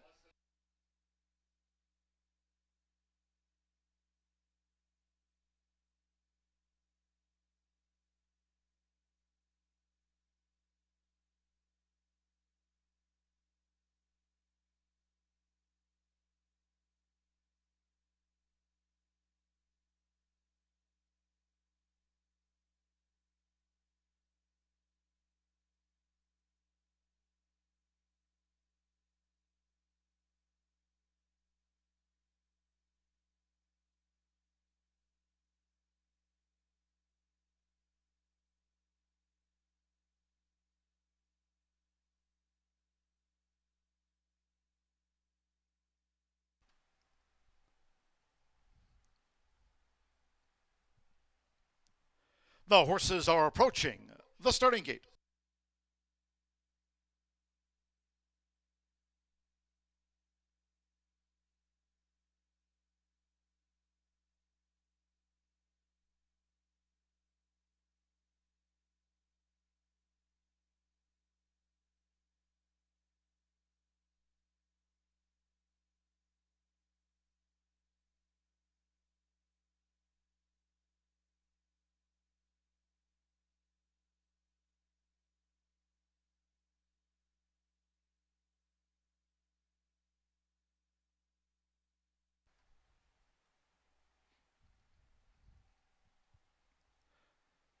The horses have reached the starting gate.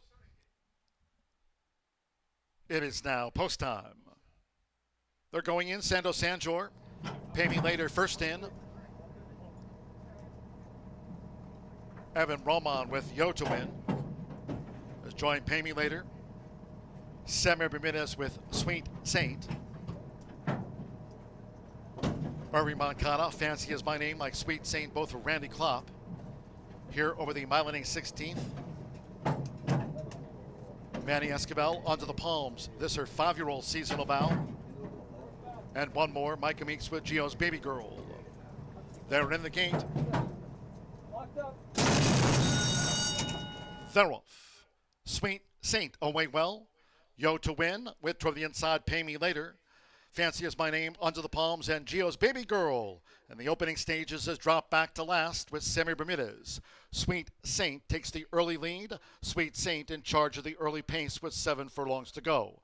Opens up an early advantage, does Sweet Saint on Yo to Win, who follows her as these leaders go to the back of the track. Fancy Is My Name is running in third.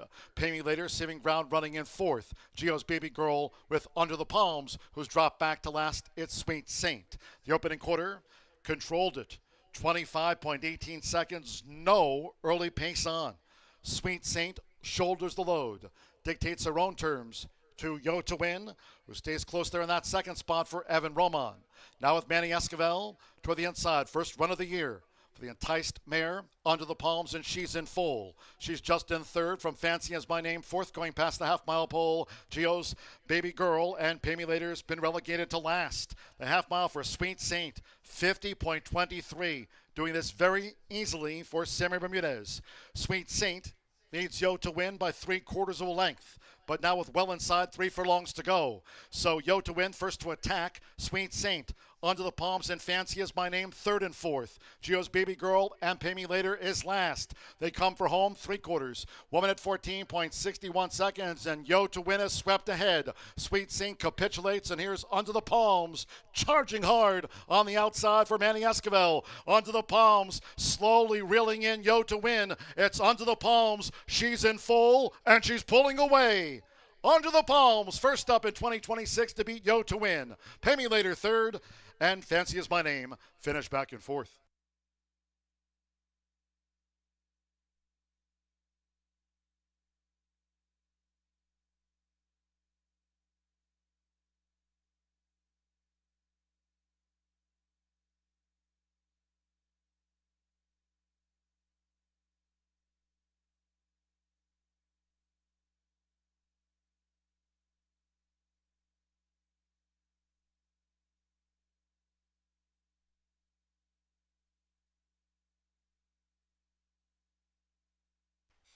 .146.47 after the distaff.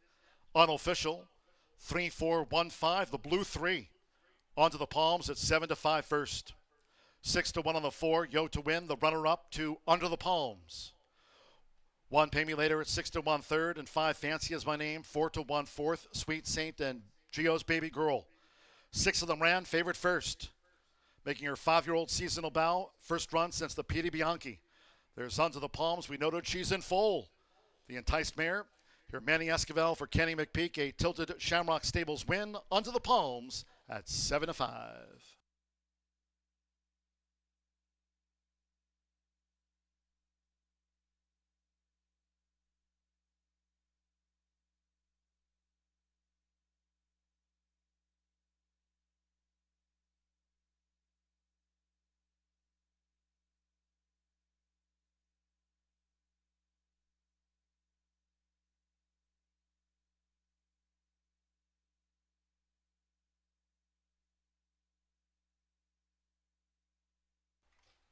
The winning groom leading into the Murphy Trailer Sales Winner Circle, the 3, Under the Palms. And there's Manny Esquivel. Under the Palms is a 5-year-old. Bay mare by Enticed.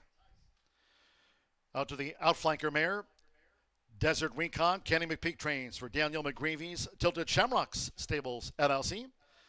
Horseshoe Indianapolis congratulates the winning connections of Under the Palms. In full and a winner today. 146.47 official. 3-4 exact at $25.80. 50-cent trifecta, 3-4-1 netted $26.80. 4-3 double, $14.80. Onto the Palms. Capped off the first pick 3 featured on the card. Returned $27.35. Fancy Is My Name was 4th of 6. The 10-cent superfecta, 3-4-1-5, paid $15.09. 7 was a non-runner. Favorite first onto the Palms. 6 ran, 146.47 after the running of race 3. Race 4 of 10 is next, 22 minutes away from a maiden sprint. Scratch 5, Sparring Moon. 5, Sparring Moon scratched from the maiden. 3, Mega Witch is a pound over. Exact the trifecta, superfecta, double pick 3. Post time, now slated for 3:45.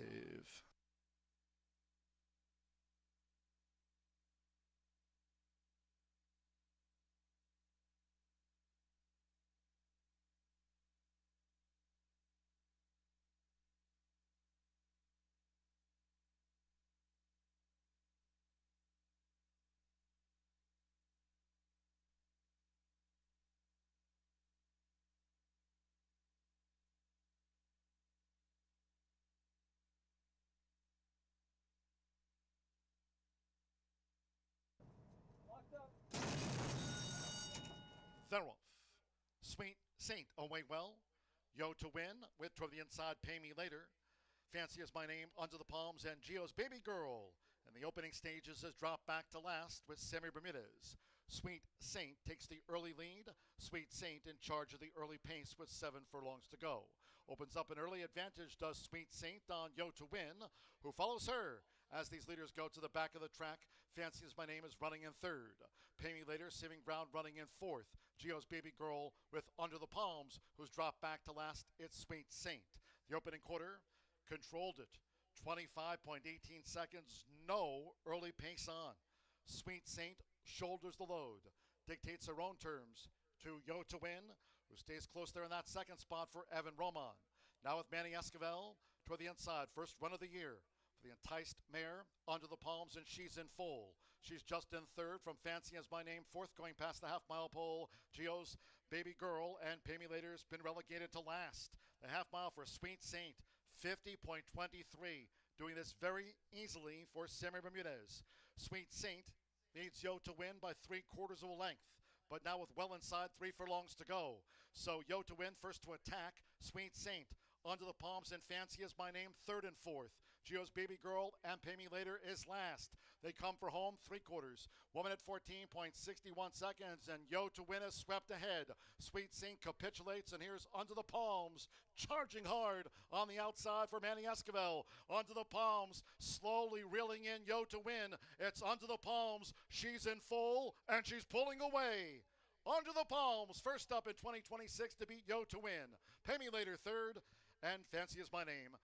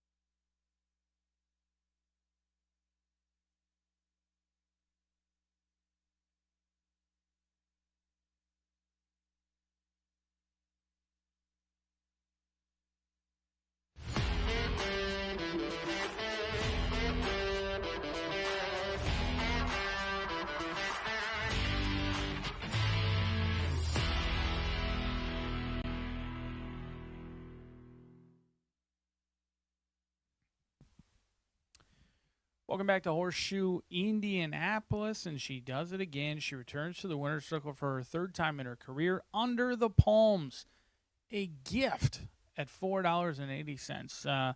I do think, I mean, like yours truly, when I found out she was in full, I just wasn't sure about that. On paper, looked like a horse who was probably deserving a 3 to 5 or 4 to 5. $4.80, certainly sneaky reward and value in a favorite. Sometimes the favorite can be valued, and that was the case in the third. And that early pick 3 of the day returns $55 as well, and that's for a $1 pick 3 with a favorite coming home to score not only once but twice, $4.80. 2 of those 3 races, and you're getting $55. It's pretty good here at Horseshoe Indianapolis. Scratch number 5, Sparring Moon. And if you're looking for that late fire 5, have no fear. It begins in the 5th race with a beautiful and talented and home run or bogey avoider, I guess I should say, maybe birdie getter. Rachel McLaughlin will be back for the 5th race. She'll take you through that late fire 5 and the Horseshoe hat trick beginning in the 5th, as we'll be on that turf in races 5, 7, and 9, 10 minutes away from the 4th. In here, I'm going to go long shot hunting. We've had a couple of $4.80 winners. I'm going to sell you like a salesman, not the car salesman type, more like maybe life insurance, I suppose, for Rebel Sky. 30-1 morning line, currently cut in half at 14-1. This 3-year-old gelding went through the Keeneland sales ring back in 2024, debuted at maiden special weight at 2 years old last season in the slop, then went long, then found another sloppy racetrack. Gets a fast main track, and this is a horse who, despite what recent results would show, it has been going in the right direction. All of a sudden, we've got a buyer speed figure. We didn't register that in 3 starts at 2, but at 3, we've got a buyer speed figure. So we're on the board, exit some live races. I think Basil has a big chance to win later on in the card.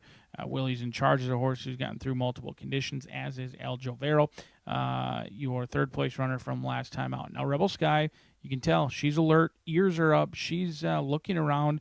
She's kind of taking it all in, but she looks plenty fit down here in the walking ring. The blinker's coming off. Casares Jr. going to take over from Jose Casares, and they previously took over for Gennaro Garcia. Joe Ramos going to be in the saddle on a 15-1 shot where the breeding's pretty good. Enticed and Talk Softly, the mare, is a Malibu Moon mare as well. She was winless, but she's produced 12% winners, and in fact, 4 of the 5 foals that she's produced have gone on to win. Some have been very good. Like John G. Dooley's one of his favorites, Literary, who's still racing over at Parks. In fact, Literary just raced in June at Parks as well and has banked nearly $200,000 in earnings. So the mare, 4 of 5 winners. This is the only one who has yet to win. Has a ton of trouble lines, stumbled badly, lost an iron last season late in November, and then earlier this year had no chance when they again were kind of jostled around and bumped heavily at the start, ran on into it. So if Rebel Sky can break alertly, this is a field that is ripe for the taking in here. I think there's upside. They've been going in the right direction. Casares Jr. has been winning at a high rate, nearly 20%. You get a high percentage rider like Joe Ramos teaming up with a sneaky good trainer who doesn't have all that many. I think there's certainly upside for the good-looking gelding in here who's looking around with those blinkers off today. Could be any sort at a big number. But right next door in the saddling enclosure is Chabelo. Owns, trains, and bred. Yes, that's Miguel Angel Silva, always good for the game. A man who wears many hats, and he's hoping that hat has a big W on it for a win with this 3-year-old roan who's 0 for 9. We already crowned an 0 for 7, a maiden no more. Could Chabelo be a 1 for 10 animal in 7 minutes? We'll find out. Hannah Leahy continues to ride her hot streak with Hot Middles picking up another victory over the weekend on the undercard of the Indiana Derby, along with a very nice animal as well. She had, I think, 3 wins in the first 4 races, so been red hot. Chabelo on the turf recently, now cutting back, getting back to sprinting in here. Ran on late, was a solid gallop out candidate on May 13th. That group proved to not be the quickest bunch at the maiden special weight level. Went 112. I wasn't overly impressed visually with that entire field of 6. Has gone long on the turf, now cuts back. We'll see how it shakes out in here for Chabelo at 6-1. But your current favorite is Midnight Legacy. I would not be surprised if Midnight Legacy runs away and hides and wins very easily, but I also wouldn't be surprised if Midnight Legacy just continues in a one-pace manner and is really a non-threatening second or third or maybe fourth, because that's what you've seen. And right now, The betting public is a little bit cautious, 2-1 for Midnight Legacy. I'm cautious as well. I do trust the connections in Gennaro Garcia, Marcelino Pedroza Jr., guys that do not need a map to our winner's circle, and this will be the second time Pedroza Jr. has been up in the saddle. He chased home Rioja Alta last time. We made that race a one-horse event, broke sharp, never looked back, and everybody was in chase mode. Midnight Legacy is just kind of a one-pace sort in here, not really a deep closer, not usually fast enough to get the lead. Has passed some horses in the lane, but hasn't really shown a turn of foot. The best way to describe it is kind of what you see right now, 2-1, just kind of meh. Could easily win this race, but certainly does not need to. This is a challenging event. Frankly, I wish that this one did kick off that late Fire 5 because this is a wide open betting event. I'm still kicking in that early pick 5 with the 1, 2, 3, and 6. You've got the John Heron trainees on the outside as well, the 7 and the 8. So I believe this 6 right now, your current favorite, possibly getting a shoe repair over there. Looks like the farrier might be working on that shoe or just taking a look at it. So there might even be a little bit more of an adjustment in here for Midnight Legacy trying to overcome a late shoe repair down here in the paddock, but it will be no worse for the wear. They figured it out before they stepped on the racetrack and before the riders get the leg up, so that's always a much better situation than having to return to the paddock and get your shoe repaired then. So glad they caught it. Excellent team here at Horseshoe Indianapolis, always doing right by the horse and the bettors as well. But Midnight Legacy undergoing a current shoe repair as your current 9-5 favorite in here. I'm going to use 1, 2, 3, and 6 and some rolling daily doubles and pick 3s. I think it's a challenging event, 5.5 furlongs. 7 of them will go to the gate. One of them has to return a maiden no more, and we'll find out who's headed to the winner's circle 4 minutes away from the 4th on a beautiful Tuesday at Horseshoe Indianapolis.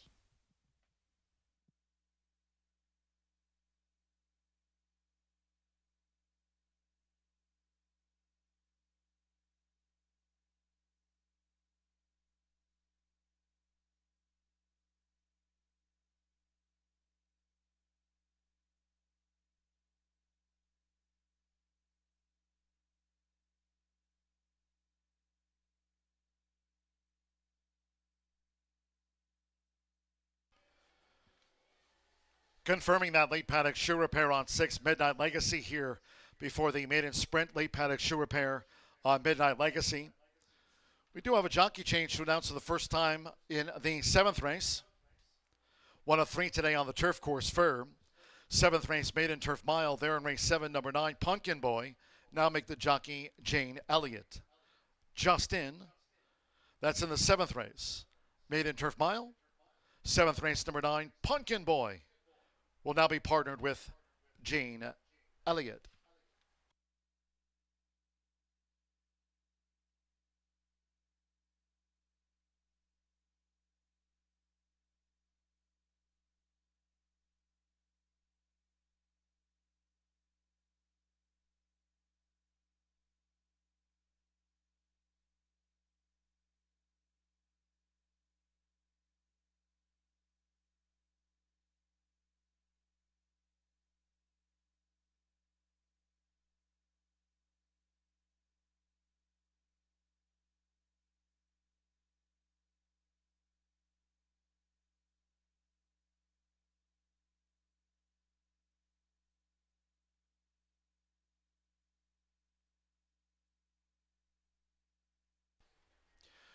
Horseshoe Indianapolis paddock judge Brandy Bell with the thumbs up for Riders Up.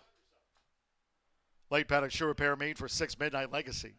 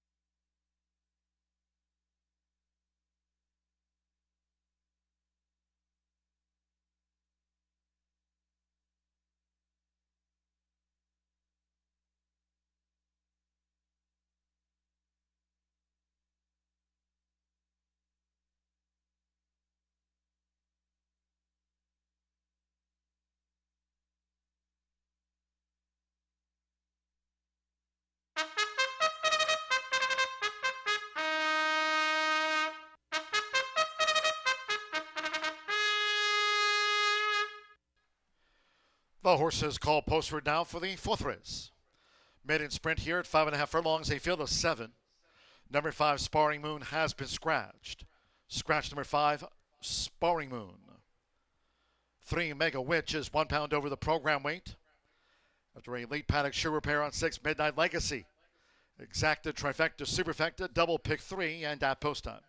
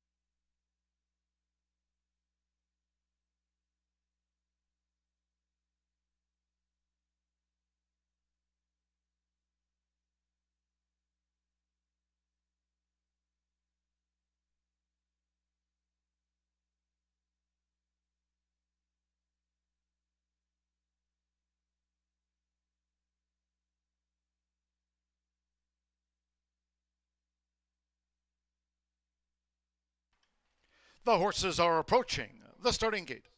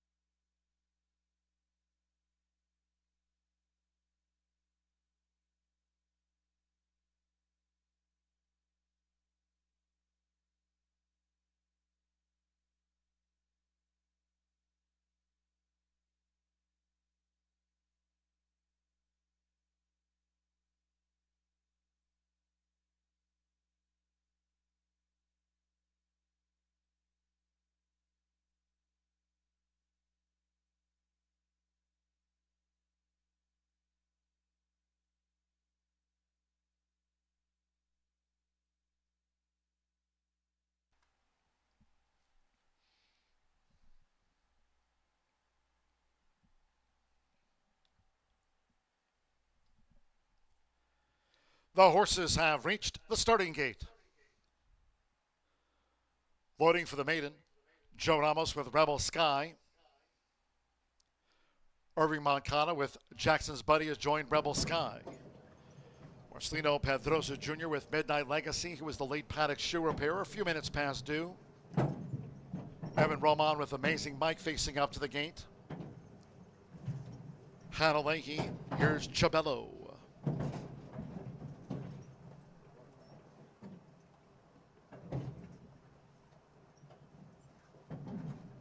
Chabello's joined Micah Meeks with Mega Witch. Right now 2-1 favorite, Mega Witch, and one more. Jose Gutierrez coaxed like Amazing Mike, both for John Harron. At 5.5 furlongs, fast track all in line. Ready. Rebel Sky getting fidgety. Rebel Sky has the rail drawn.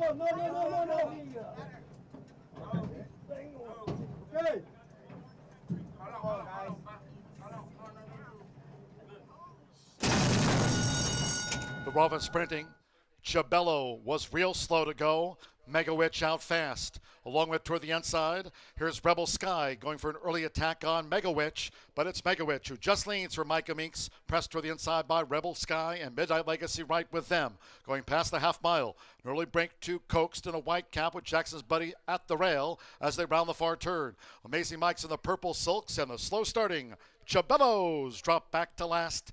The quarter was 22.60 seconds. It's Mega Witch with Micah Meeks. Mega Witch blazing the trail toward the quarter pole. Marcelino Pedrosa Jr. and Midnight Legacy. The late paddock shoe repair second on the outside as these maidens come for home. They've cleared off 6 lengths back to Rebel Sky, who straightens away in third. And then Coaxed with Amazing Mike sweeping on the far outside. Jackson's Buddy and Chabello has trailed. Mega Witch has led. 1 furlong to go with Micah. Mega Witch holds Midnight Legacy by 5. Coming past the 16th, Amazing Mike and Coaxed. Rebel Sky has dropped right away with Micah Meeks. It's Mega Witch, and Mega Witch has scored the winning run by 6. Amazing Mike was second, Coaxed third, and Midnight Legacy finished fourth.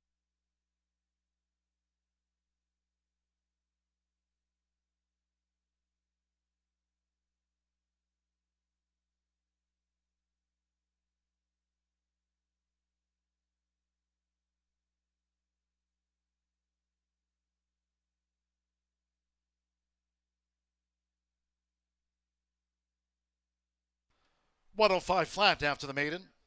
105 flat. 3.786. 3 Mega Witch.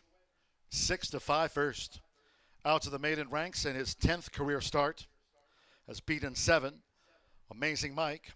5-1 on the runner-up. 8 Coaxed. At 4-1 third, and 6 Midnight Legacy. At 7-2 getting into the frame for fourth. Unofficial. 3.786 the blue 3.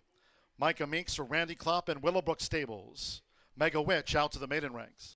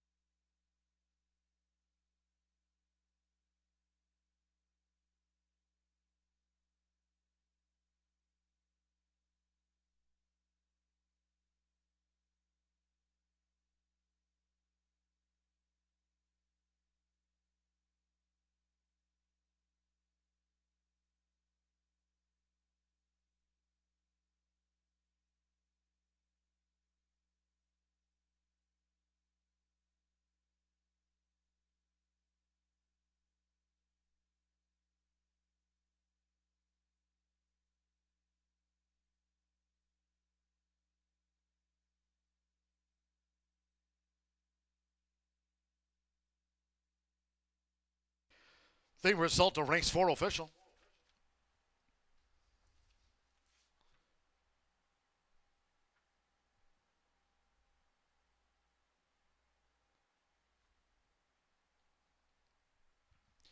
Stepping into the Murphy Trailer Sales Winner's Circle, number 3, Mega Witch with Micah Meeks. Mega Witch is a 3-year-old chestnut gelding by Masawish. At a Stellar Palace by Palace Malice. Randy Klopp trains for Willowbrook Stables Limited. Liz Klopp co-owns the son of Masawish. Getting off the mark in his 10th career start. Horseshoe Indianapolis congratulates the winning connections of Mega Witch. Favorite takes out the maiden sprint in 105 flat. Pick 3 capped off by the Blue 3 Mega Witch, $14.95. The 3-7 exacta paid $30.20. 50-cent trifecta 378, $29.75. Pair of blue 3s for the double $17. 10-cent superfecta paid $12 and change. Midnight Legacy was 4th. That superfecta $12.57, 3786. In the maiden, the 5 Sparring Moon did not run. Favorite first, 7 started, 105 flat. 19 minutes away, race 5 of 10. First of those on the turf course Fur. Scratch 3 Skepticism, 6 Locus.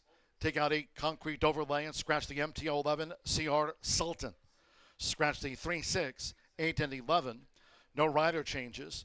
1 My Blue Heaven is a pound over the program weight there. Exacta trifecta superfecta. Double pick 3 starts at the 50-cent late fire 5. Firm and fast under sunny skies. This the first leg of the $1 Horseshoe Hat Trick All Turf Pick 3 featured on the day. Post time will be 4:16.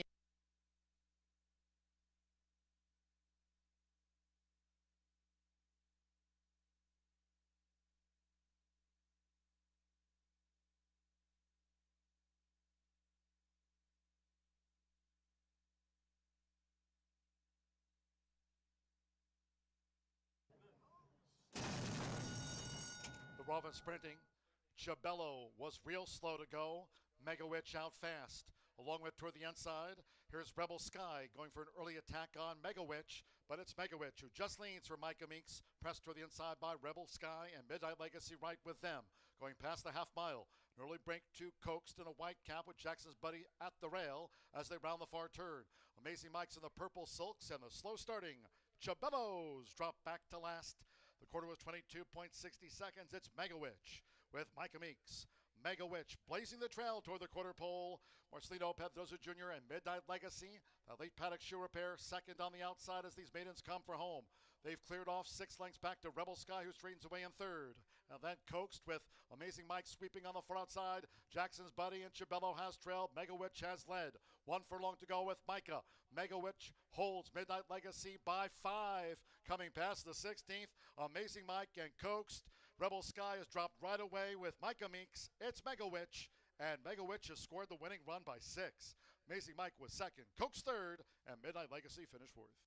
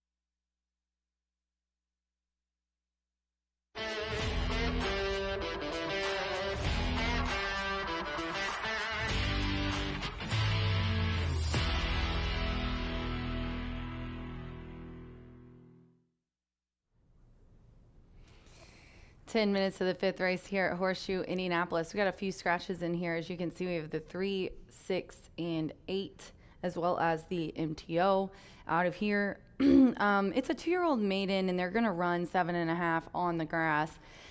Interesting group, really. Morning Line went to the 7, is the even money favorite. So let's start here and talk about this one. Q's best. Oh, I'm sorry. I'm on the wrong paper on my computer. Quicksilla. I'm so sorry, you guys. Quicksilla gets Fernando de la Cruz aboard for Brad Cox. So as we saw, I think in the race before last, it was a nice favorite from the Brad Cox barn. Ended up finishing third. Really liked that one. And then this one here is a second-time starter, as you can see. This is a 2-year-old colt by Upstart. Churchill Downs on the debut on June 4th. Was in a maiden special weight for $120,000. Those Churchill ones are hard. And you see Brad do this from time to time. He starts him out in the maidens down in Kentucky, and then he'll bring him up here. And he ends up having a really great success breaking with his horses that have broke the maiden here. This horse, though, in an 11-horse field, kind of tried to move up there at the end, showed a little bit of interest. So I don't think it was a complete wash, but obviously the class relief, the works over at Ellis also are really nice. So this horse started on June 4th and then had I think, very nice work on June 25th, and then ended up July 4th at Ellis, 4 furlongs, 49 breezing. So we've got great connections. Showed a little bit of want to or willingness to try there at the end, which was promise. And obviously, I think everybody's on this for the obvious. We're going into a maiden race. And also, you know, this horse has never raced on grass. So we'll see. Maybe switching that up will make the difference. Then we're going to go just to his outside with the scratch. The 9 at 9-5 right now on the tote board. Popcorn. Who doesn't love popcorn? Actually, I think there are a few people that don't like popcorn. Manny Esquivel here is aboard for Jonathan Thomas. Manny winning that race before last here, the 3rd. He's riding in this race for Jonathan Thomas, a 2-year-old gelded son of Catholic Boy, making its debut here. Popcorn should like the grass. He's by Catholic Boy, Zia, that's a Munnings dam. So I think that he's going to like the grass. No shocker that they're going to debut him here. Let's look at the work pattern. The sire doesn't have a huge first-time starter number, so I put this one in here. I like it a lot, but obviously a firster is a question mark. You know, June 19th, a 49-1 at 4 furlongs, then a gate work on June 24th, 35-3, just 3 furlong though, so I think that was more about how to get out, you know, the gate. July 2nd, bullet work, 5 furlongs, 101-3. And then on July 8th at Turfway, 4 furlongs, 47-2 from the gate, 1 of 61. That one jumped right off the page. So I like the string. I like what he did, even if it didn't. And then to end it there on July 8th with that bullet work really looks promising. And then we're going to go to the 4 at 7-1. You know, the scratches, I thought this one would get a little bit more action, but we've got Take Charge Beach here. Amir Mendoza, really been on a tear the last 30 days. He's on this 2-year-old colt by Omaha Beach. Loving Omaha Beach. Will Takes Charge Dam. This was just a $90,000 purchase and has raced twice. Didn't do much at Churchill. Those were really tough races. Beat a few horses, but just got bad. It looked like not a good trip to me. Kind of got bumped at the quarter and then was like, okay, I'm done with this. That was debut. We can't blame him there. But then they put him in June 4th. And he kind of got wide, and then it looked like he was going for it. I mean, look there. He got a length off the leader and was second. Ended up falling back a little bit for 4th and ends up finishing 8th by almost 11. So you can kind of maybe blame that on outclassed or you know, a young, unseasoned colt, but definitely think he's also going to get a big eye-opener when he, you know, runs in this group versus those big groups for $120,000 at Churchill. I've got 7-9-4 in the 5th race. We're just 5 minutes to post. Good luck.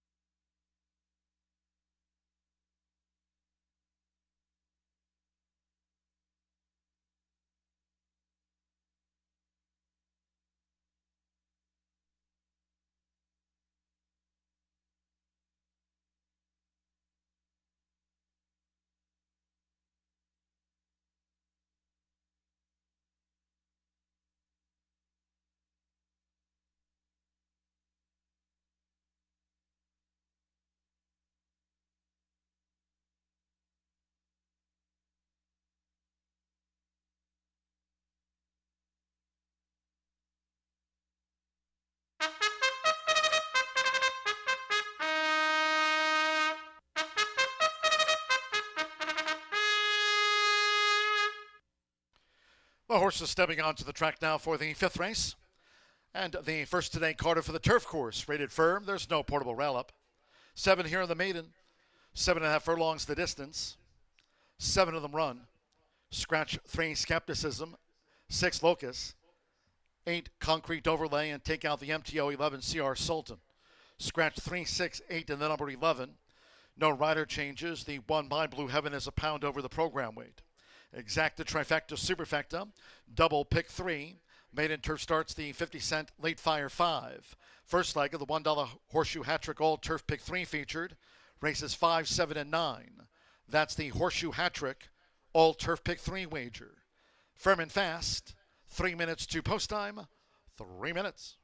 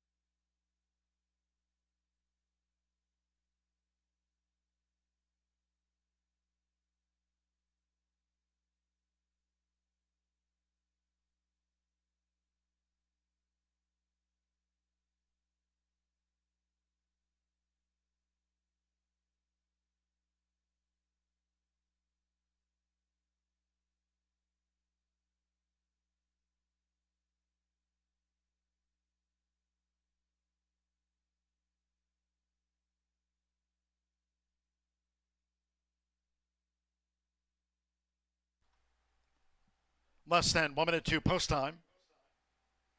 Maiden turf starts the 50-cent late fire 5. First leg of the Horseshoe Hat-Trick All Turf Pick 3 at hand. Firm and fast.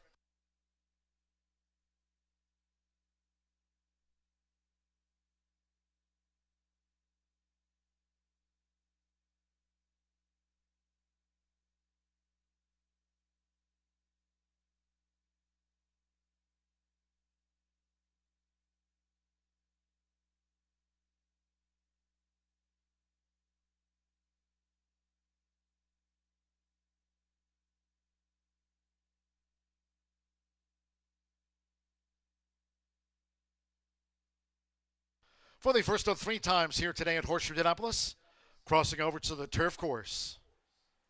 Approaching the gate.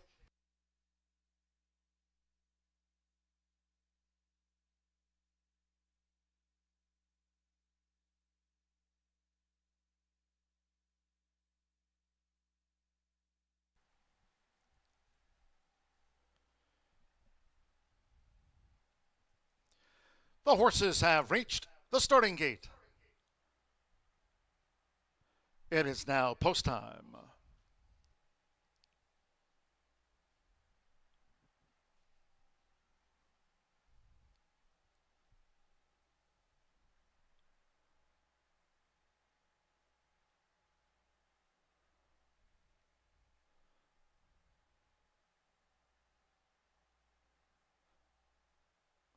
Loading starts. Alex Ashar with My Blue Heaven.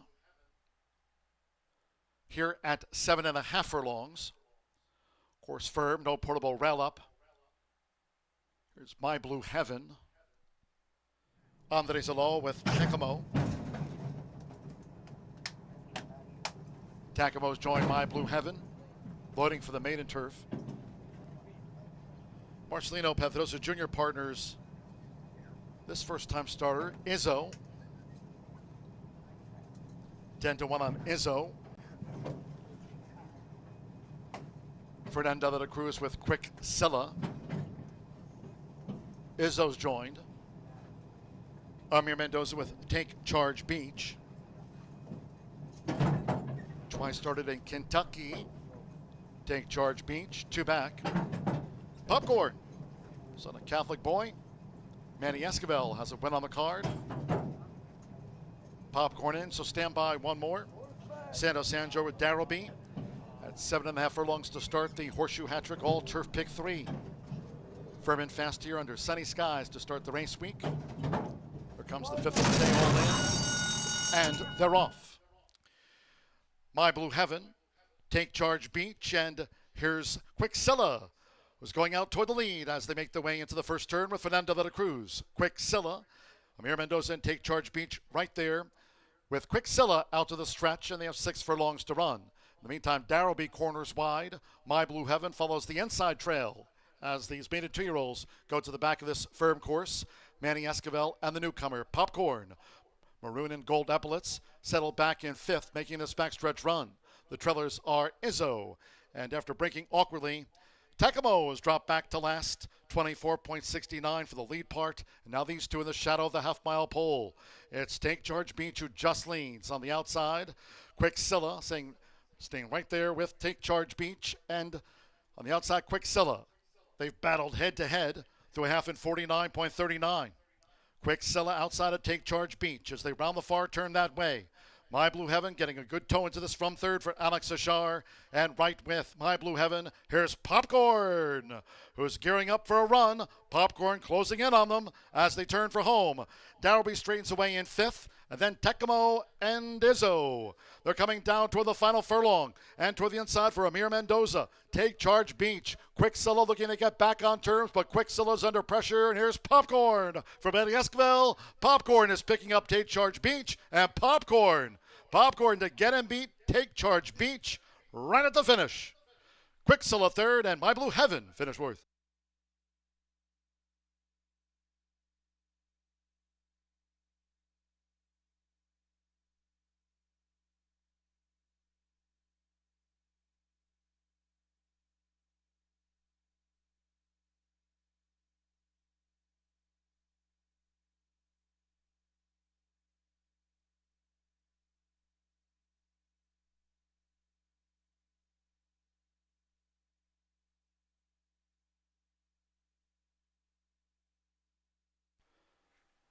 130.27 after the maiden juvenile turf. 130.27. We're standing by for the run order from the judges. It was 8-5 on 9. Popcorn, who takes it over from the 4, Take Charge Beach. In the shadow of the wire, 9-4-7-1. There it is, Popcorn. Manny Esquivel double, son of Catholic Boy. Over Take Charge Beach. Quicksilver vied, but was third home in the maiden. 1, My Blue Heaven at 9-1 gets into the frame. 9-4-7-1. Tacoma with Darrowby. They were 5th and 6th. Then we trailed back. 7 of them ran. It's gone to the 8-5 favorite, Popcorn, son of Catholic Boy, first out winner. Manny Esquivel, Jonathan Thomas, and Robert LaPenta. There's the son of Catholic Boy, Popcorn, at 8-5.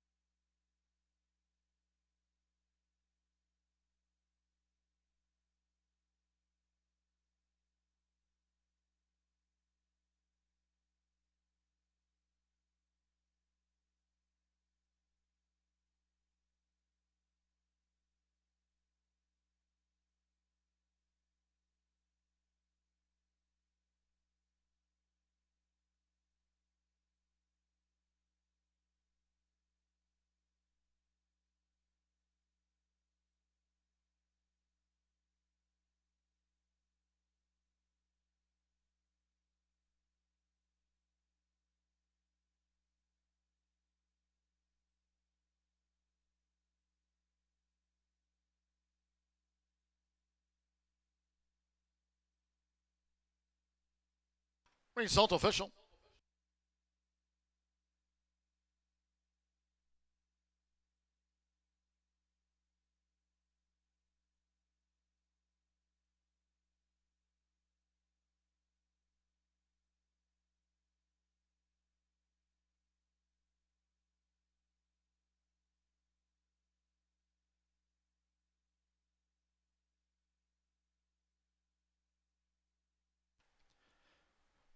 Returning to the Murphy Trailer Sales winner circle, number 9. First out winner, Popcorn, with Manny Esquivel on a riding double. Popcorn, 2-year-old big gelding by Catholic Boy. And a ZMI Munnings, Jonathan Thomas trains for Robert V. LaPenta. The winner was bred in Kentucky by owner Robert V. LaPenta. And the maroon with the gold epaulets, Horseshoe Indianapolis congratulates the winning connections of Popcorn right down to the maiden ranks.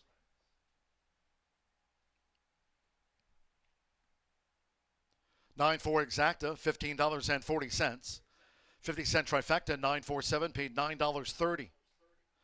My Blue Heaven was 4th in the maiden turf. 10-cent superfecta, 9471, $4.65. The $1 early pick 4, $110.20. Pick 3, $13.45. 10-cent superfecta, $4.65. And Popcorn,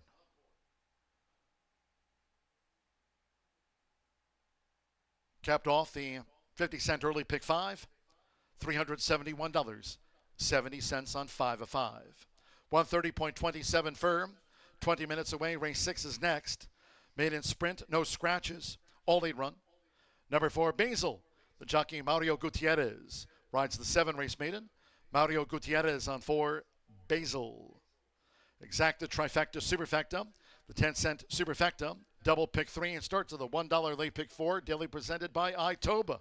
Sunny, fast and firm, late pick 4 start, due at 4:47. Here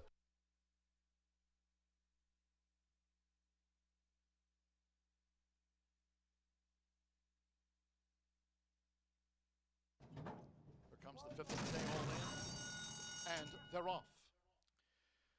My Blue Heaven, Take Charge Beach, and here's Quicksilver, who's going out toward the lead as they make their way into the first turn with Fernando de la Cruz. Quicksilver, Amir Mendoza, and Take Charge Beach right there with Quicksilver out to the stretch, and they have 6 furlongs to run. In the meantime, Darrowby corners wide. My Blue Heaven follows the inside trail as these maiden 2-year-olds go to the back of this firm course.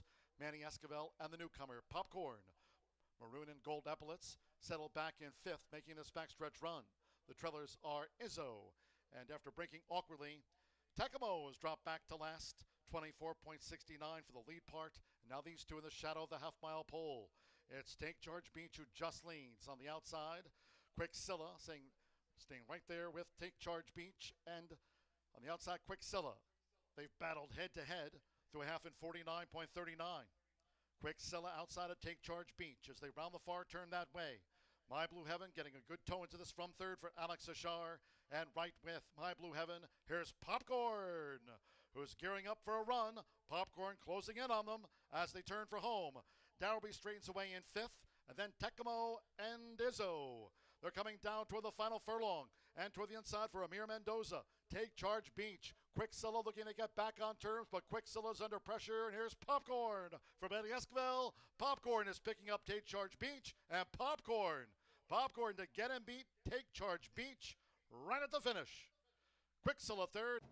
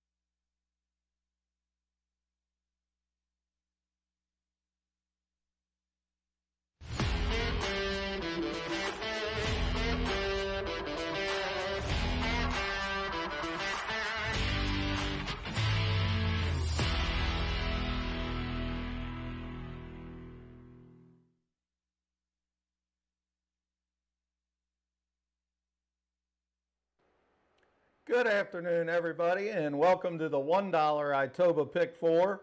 I am FBG Dan Cronin, fresh off a couple Pick 4 hits last week, especially the one on Friday I was really proud of. We were up there and having a good time and nailed it, went 3 for 3 on the air. So, let's get it done again. We got to start with the number 7 Indian Lake in the 6th race. Number 7 Indian Lake. I think this horse is going right to the lead. 9-2, second off the layoff. We got a speed rider, the 7-pound bug. So, right to the front and see how far we can go with Indian Lake. But we're not going to single. We're going to also use the 4, which is Basil, who's had a lot of chances, but fits like a glove in here. And then the 6 is also one that we're going to use, 57, 58 numbers with Saint-Jean. So we're going to start with 4, 6, and 7. Now, in the next leg, what a tough turf race. I mean, you could hit the all button for sure, but we got to stay in budget, so we're not going to do that.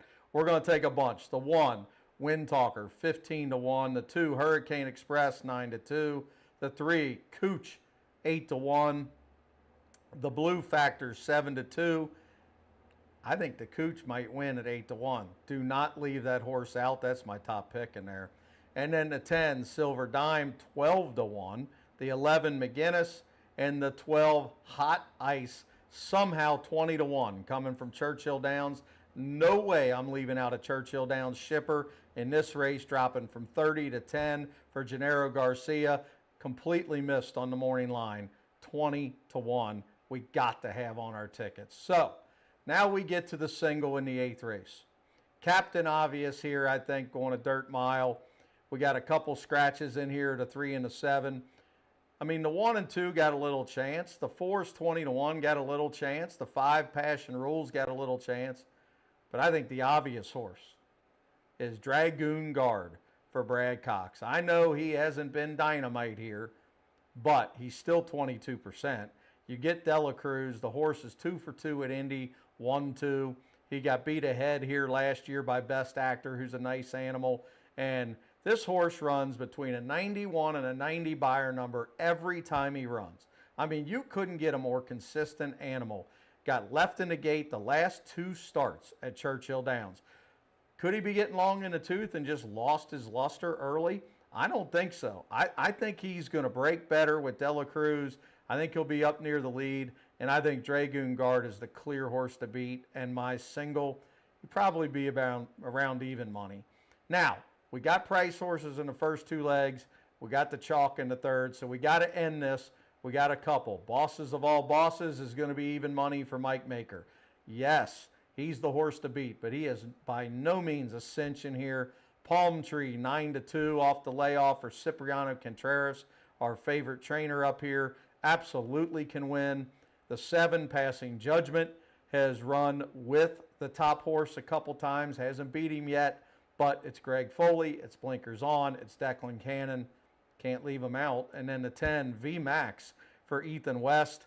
2nd off the layoff. I think this horse is going to run much, much better this time. So I got 1-4, 7-10. We got the chalk plus 3 prices. I'm hoping that our ticket here is going to be, you know, just under the $100 as always. And we're going to be rooting like crazy for Dragoon Guard to get home, because then we're going to have 4 options in the last. So we're going to be screaming for Dela Cruz. Don't fall off.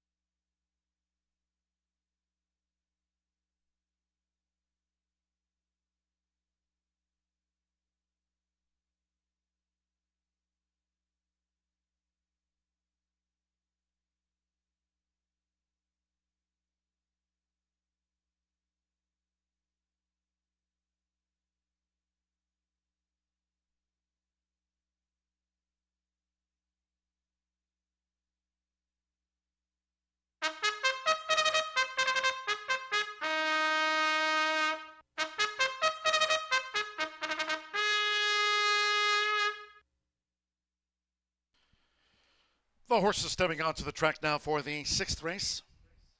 Maiden sprint here over the 6 furlongs, a field of 8. Number 4, Basil, the jockey Mario Gutierrez. Rides for Basil, Mario Gutierrez. Exacta, trifecta, superfecta, the 10-cent pentafecta. Double pick 3 and starts of the $1 late pick 4, daily presented by Itoba. Sunny, fast, and firm with 2 minutes to post time.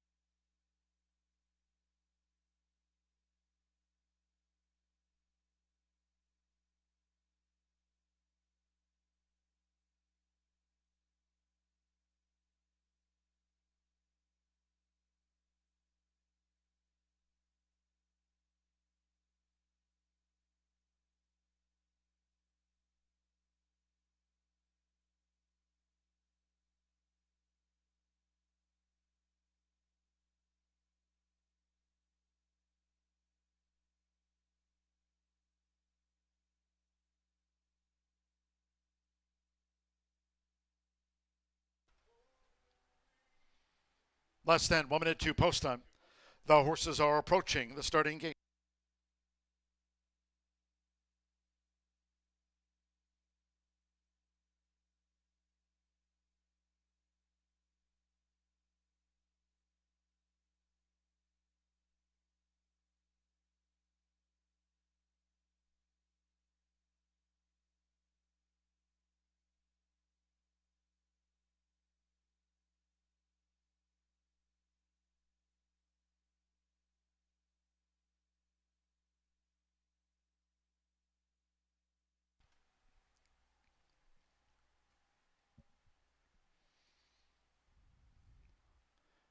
The horses have reached the starting gate.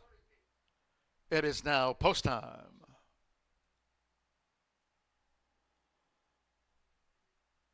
They're going in. Hannah Leahy with Megalithic. Danny Sheehy partners Most Amazing. The first two of the ain't loaded. Here at 6 furlongs, Sam Ramirez. Musical Cloud making his bow. Musical Cloud went in okay. Santo Sanjor, Faganero. Marcelino Pathosa Jr. now with Almo. Andy Lake. Micah Meeks has a win on the card. Mario Gutierrez. Here's Basil. 6-5. On the 7 race maiden, Basil, and one more. Carlos Jimenez. Devil's Moonlight making his bow. All in line. And they're off. Andy Lake away fast. Almo with an early push. And here's Megalithic, who's making a dash from the rail for Hannah Leahy to take the early lead. It's Megalithic. Opens up an advantage of 2.5 lengths on Andy Lake, who broke sharp for Micah Meeks and now chases the pace. To the inside, the newcomer, Musical Cloud, is right there. Musical Cloud and the blue cap with a bid. And almost just off a battle, running in 4th. On the outside, Devil's Moonlight in 5th. Mario Gutierrez and Basil now gains with the rail. Devil's Moonlight is losing ground with inside 3 furlongs to go. Most Amazing, Fogonero's in a purple cap, and Devil's Moonlight has dropped away through the field. Quarter 22.79. These maidens on the edge of the quarter pole, and it's Andy Lake. Almo coming up on the outside now with a bid as they straighten away.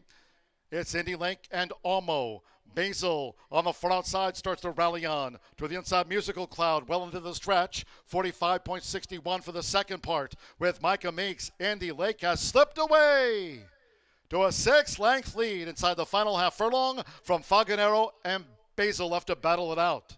Andy Lake won by 5.5. Faganero was second, Basil third, then Most Amazing and Almo fifth, well clear.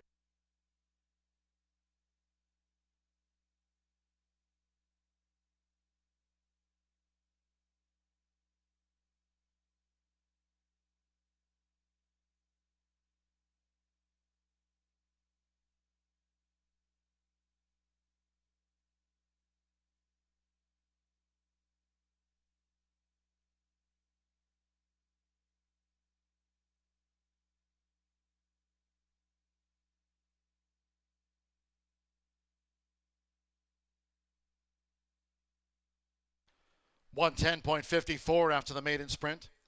110.54, 7.64, and then a photo for 4th. Stand by for the 5th. It's Indy Lake. Center Euro Ears. 9-2 out to the maiden ranks. Micah Meeks with a double on the day here for Miguel Silva.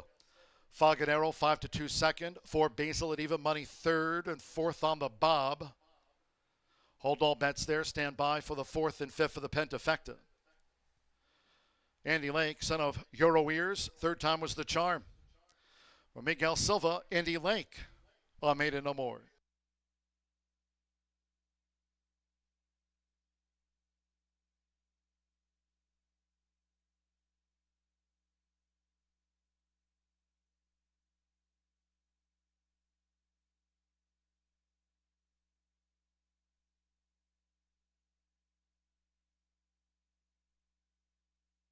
The judges have posted number 5, Most Amazing 4th, and the blue 3 Almo was 5th.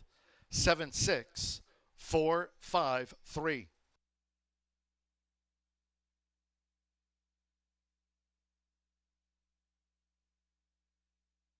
We have a loose horse. Heads up staff, a loose horse. Devil's Moonlight.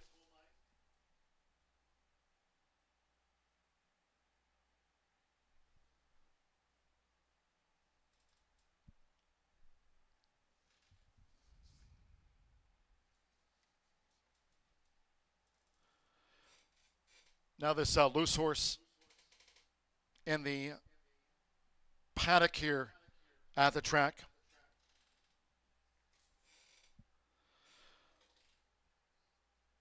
In the Murphy Trailer Sales winner's circle is the 7 riding double for Micah Meeks with Indy Lake. 4-year-old Chestnut Gelding by Euro Ears. Out of Lake Piru by Salt Lake for Miguel Silva's Silva Racing LLC. Horseshoe Indianapolis congratulates the winning connections of Indy Lake. Now they have a hold of that loose horse Devil's Moonlight here after the maiden. And jockey Carlos Jimenez in the Seals truck making his way back to the jockey's quarters.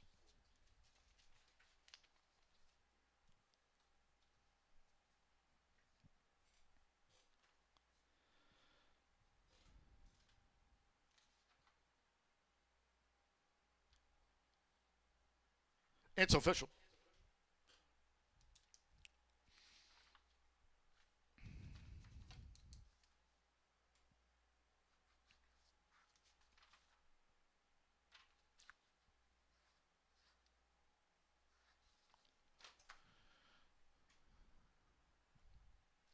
$7-6 exacta paid $46.60.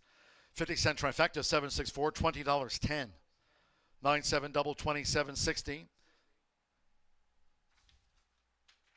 Almo was fifth. 10-cent pentafecta, $31.08. 7-6, 4-5-3 after the maiden. 9-7 double, $27.60. 10-cent superfecta, most amazing was fourth, Almo fifth. $24.13 on the 10-cent superfecta. 7-6-4-5, pick 3, $25.65. 110.54, on to race 7 of 10 we go. Back to the turf. Scratch. The 8, Dreaming Perfect. 13, Star Saver. 14, Chatterfield. And 15, Thundertaker. Scratch the 8, 13, 14, and the 15. Number 9, Pumpkin Boy, a jockey change for the 8 race maiden to Jane Elliott. Jane Elliott will partner the 9, Pumpkin Boy. Exacta, trifecta, superfecta. Once again, a 10-cent grand high 5. Pentafecta featured on the maiden turf mile. Double pick 3. Post time will be at 5:18.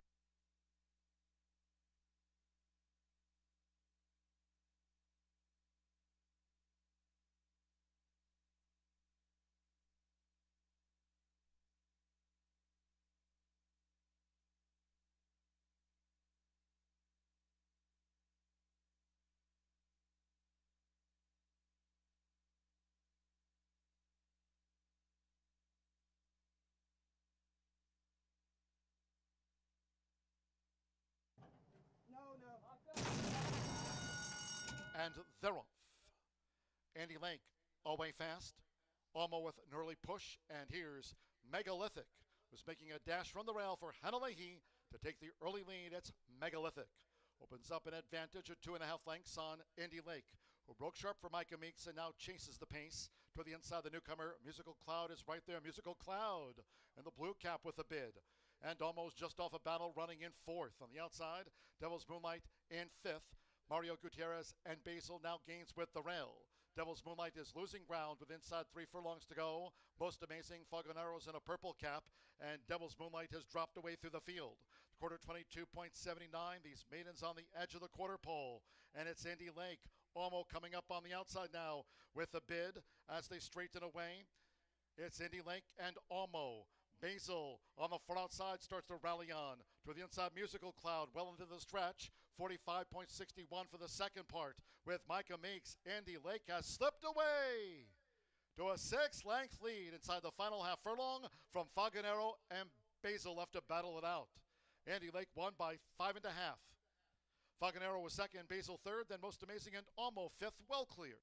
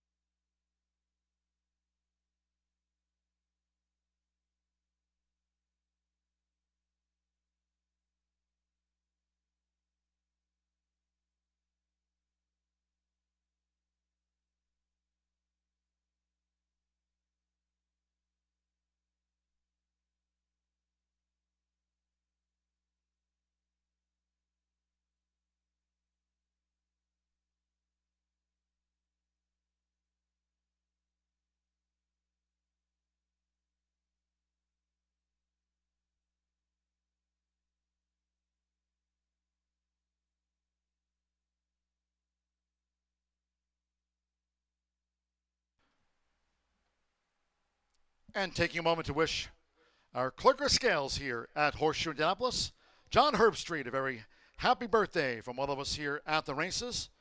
John, a very happy birthday to you, our Clerker Scales here at Horseshoe Indianapolis. John Herbstreit, happy birthday from all of us here at the Shoe.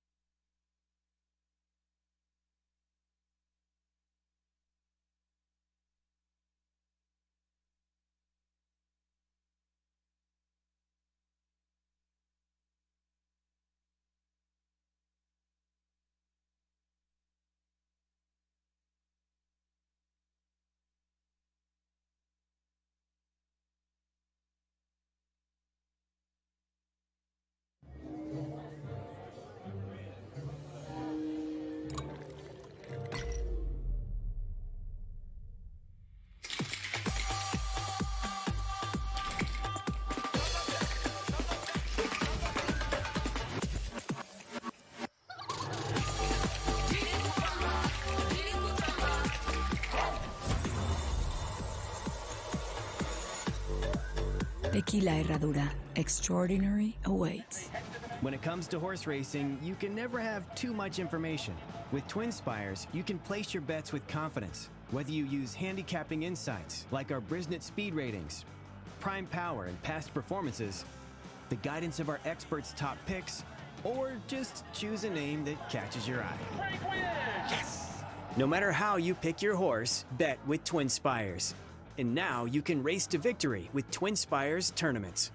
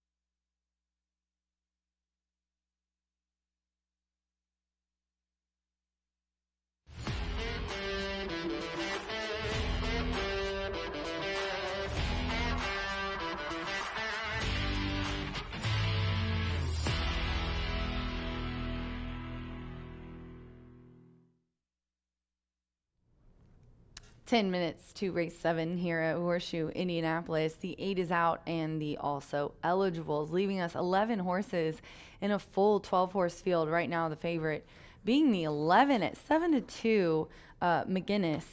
I'm going to go ahead and go with the 2 here, Hurricane Express. I like the 7 a lot with Mitch aboard, but I'm going to go with Rodney and Cheryl Wineball in here.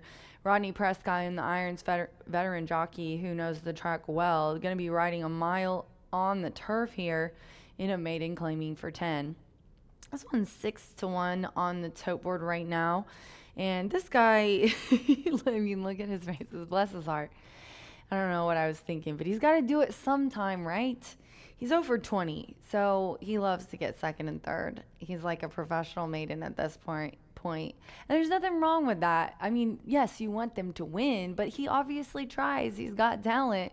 I think he's one of those horses that I always talk to you guys about, how they're herd animals, and some of them just don't like to pass horses and get in front, because as a prey animal as well, the one in the front, you know, is the most susceptible, the one in the front and the back. So maybe he's that guy, but here's my thinking. The times that he has been ultra close, if you go back to last year, the end of the meet, November, he was second by half a length, and that was in a maiden claiming for 30, and Rodney was aboard. Then he spent the winter at Turfway, and he had another couple of nice seconds, not as close or as nice as that one on the grass, and it was at a mile and a 16th. But then you look, these dirt tries, not liking it. And then a couple of thirds here at Hawthorne in May, and then here on June 23rd, another one that's a mile and a 16th. He's been close at today's distance of a mile on Polly, and I think he could probably do so again.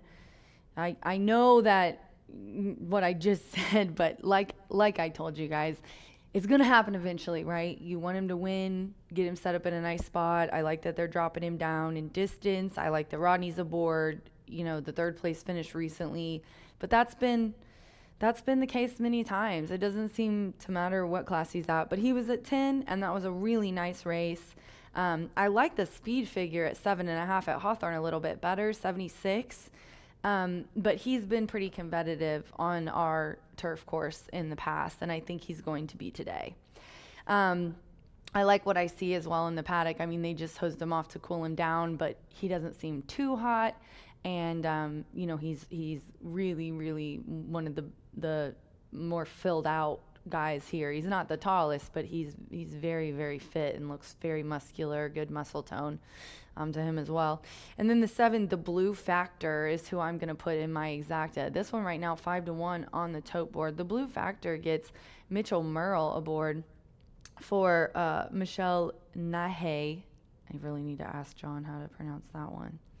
Second place finished last time on June 23rd at today's class of 10 in a maiden claiming. Now this guy, he gets kind of, I don't want to, it is trouble. It's obviously a trouble trip.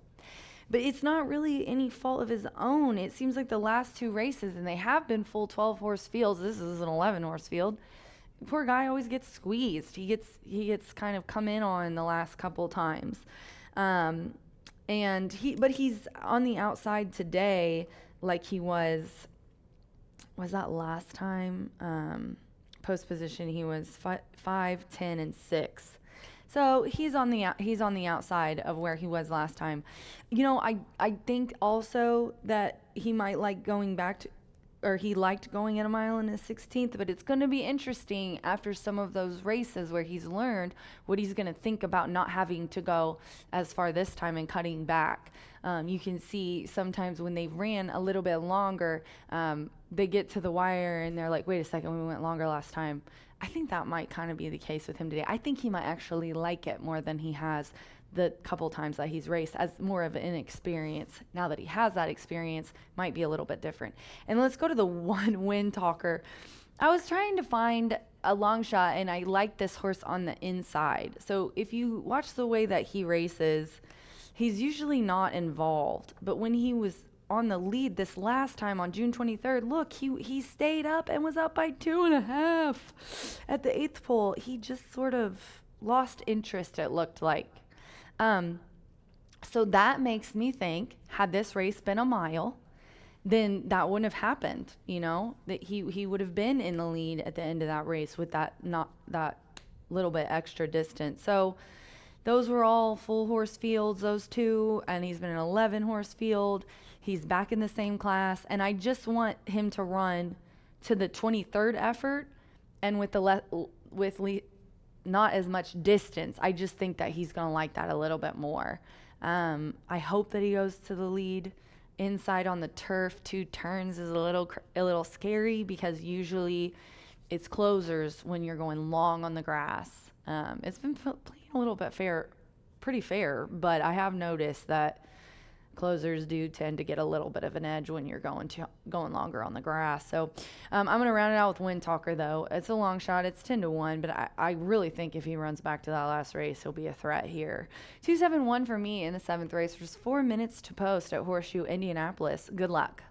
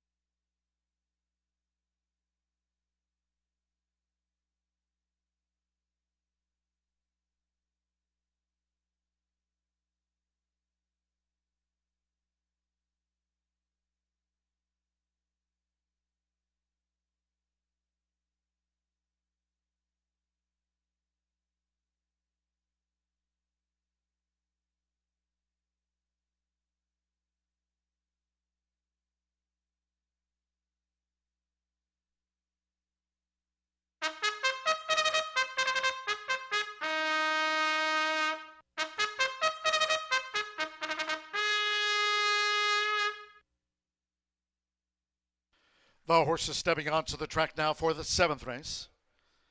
In the maiden turf mile, a field of 11. Scratch 8, Dreaming Perfect. 13, Star Saver. Take out 14, Chatterfield. And 15, Thundertaker. Scratch the 8, 13 through the number 15. All have been scratched. Number 9, Pumpkin Boy, the jockey, Jane Elliott. Jane Elliott partners 9, Pumpkin Boy.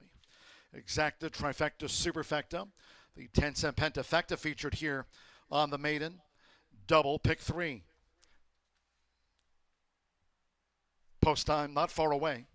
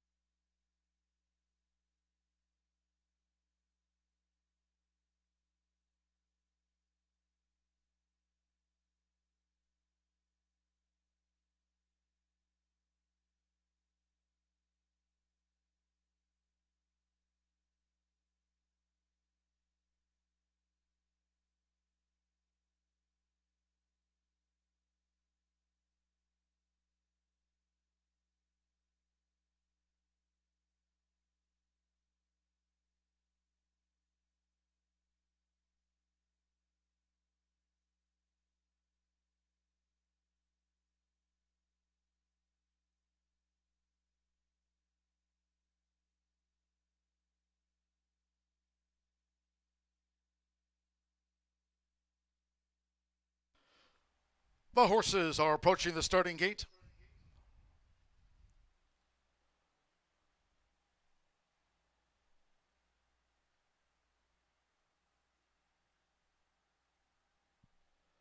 For a second time today, crossing over to the turf course on final approach for the mile start.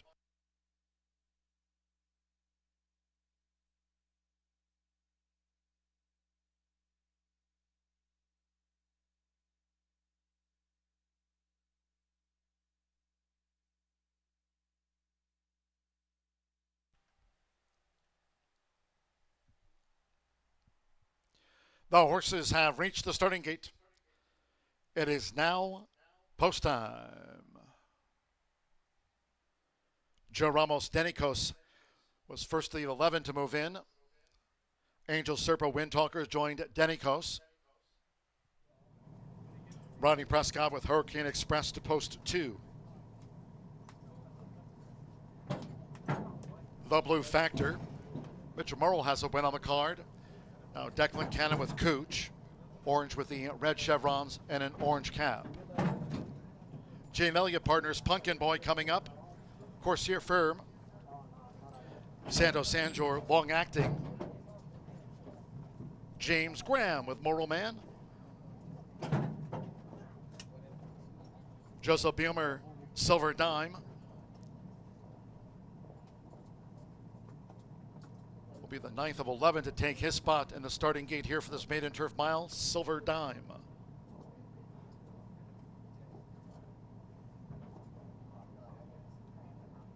Right now, McGinnis a 7-2 favorite.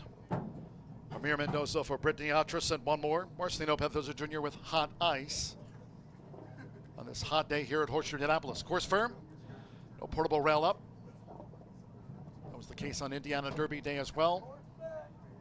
Firm in true rail position. Here's Hot Ice. They're in the gate. And they're off. Starter Oscar Quiros caught them on a nice line out.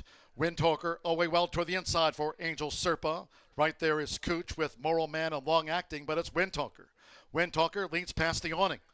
Length and a half to Cooch with on the outside Pumpkin Boy, who's up into third under the hands of Jane Elliott out to the stretch. Then toward the inside is Long Acting, who holds the rail. Moral Man right there in the early hunt running in 5th. With on the outside, the Blue Factor in 6th as these leaders go to the back of the course. Silver Dime's making headway now. The Blue Factor taken back and settles by Mitchell Murrell and is joined by McGinnis on the outside, making his run toward the half-mile pole. Then further back it's toward the inside to Hurricane Express, who's joined on the outer by Hot Ice, who's running in 10th, and Denicos is last of 11. The quarter was 23.23, half 46.84, aiming for Windtalker.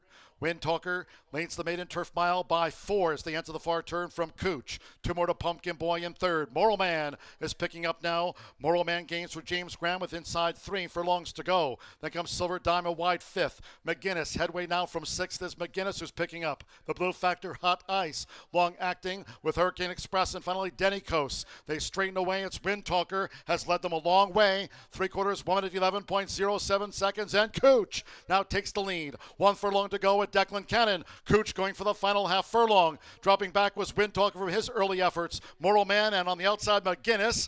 Moral Man tries to close down Cooch and here it is. Photo finish. Moral Man dived right there on the wire with Cooch. Then comes further back was McGinnis in 3rd with Hot Ice.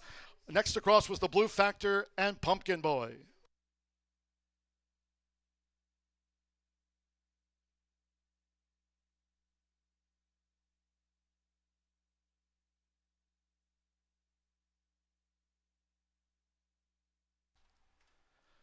.135.67 after the maiden turf mile. 135.67. Photo finish. McGinnis will be 3rd. Photo back for 4th and 5th.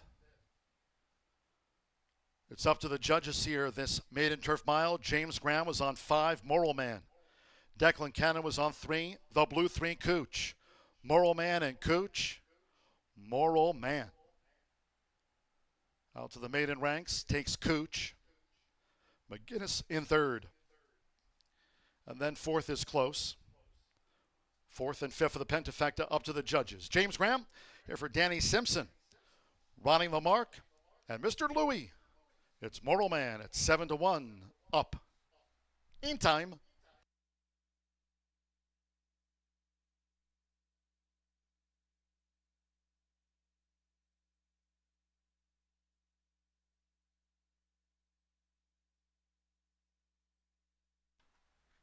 Unofficial 5, 3, 11, 9, and 7 ran fifth in the maiden. 5. Moral Man first. 3.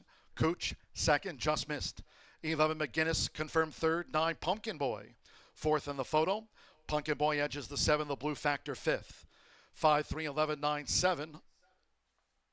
135.67.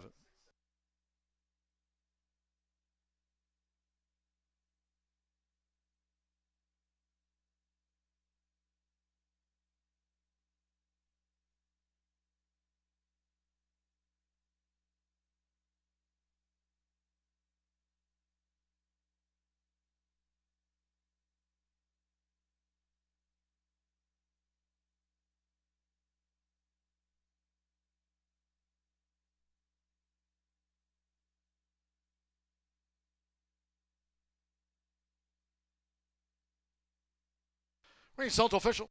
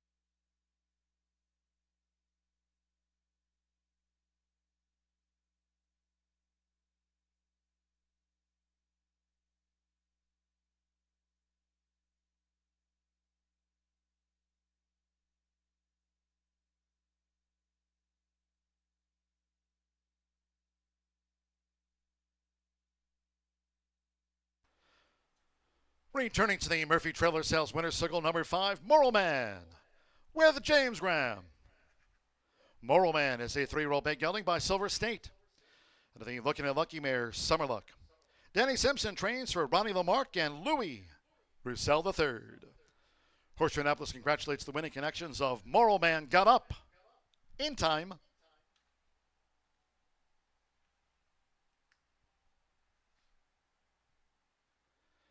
Moral Man off the mark in his 11th career start, takes out the maiden turf mile.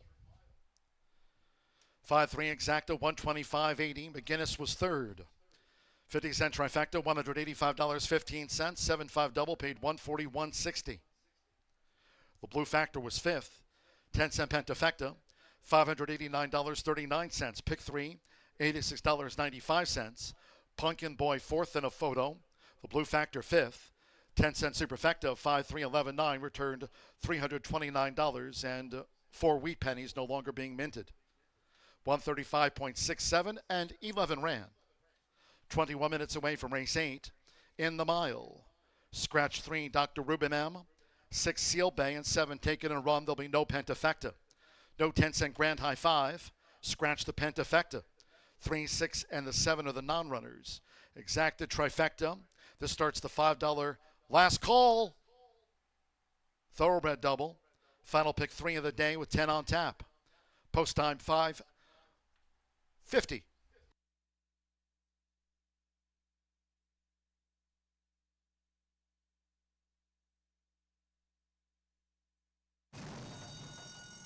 And they're off. Starter Oscar Quiros caught them on a nice line out. Windtalker away well toward the inside for Angel Serpa. Right there is Cooch with Moral Man and long acting, but it's Windtalker. Windtalker leads past the awning. Length and a half to Cooch with on the outside Pumpkin Boy, who's up into third under the hands of Jane Elliott out to the stretch. Then toward the inside is long acting, who holds the rail. Moral Man right there in the early hunt running in fifth. With on the outside, the Blue Factor in sixth as these leaders go to the back of the course. Silver Dime's making headway now. The Blue Factor taken back and settles by Mitchell Merlin, is joined by McGinnis on the outside, making his run toward the half-mile pole. Then further back it's toward the inside to Hurricane Express, who's joined on the outer by Hot Ice, who's running in 10th, and Denikos is last of 11. The quarter was 23.23, half 46.84, aiming for Windtalker. Windtalker leads the maiden turf mile by 4 as they enter the far turn from Cooch. 2 more to Pumpkin Boy in third. Moral Man is picking up now. Moral Man gains for James Graham with inside 3 furlongs to go. Then comes Silver Diamond wide 5th. McGinnis headway now from 6th is McGinnis who's picking up. The Blue Factor Hot Ice. Long acting with Hurricane Express and finally Denikos. They straighten away. It's Windtalker has led them a long way. 3/4, 1 minute 11.07 seconds, and Cooch now takes the lead. 1 furlong to go with Declan Cannon. Cooch going for the final half furlong. Dropping back was Windtalker from his early efforts. Moral Man, and on the outside McGinnis. Moral Man tries to close down Cooch, and here it is. Photo finish. Moral Man dived right there on the wire with Cooch. Then comes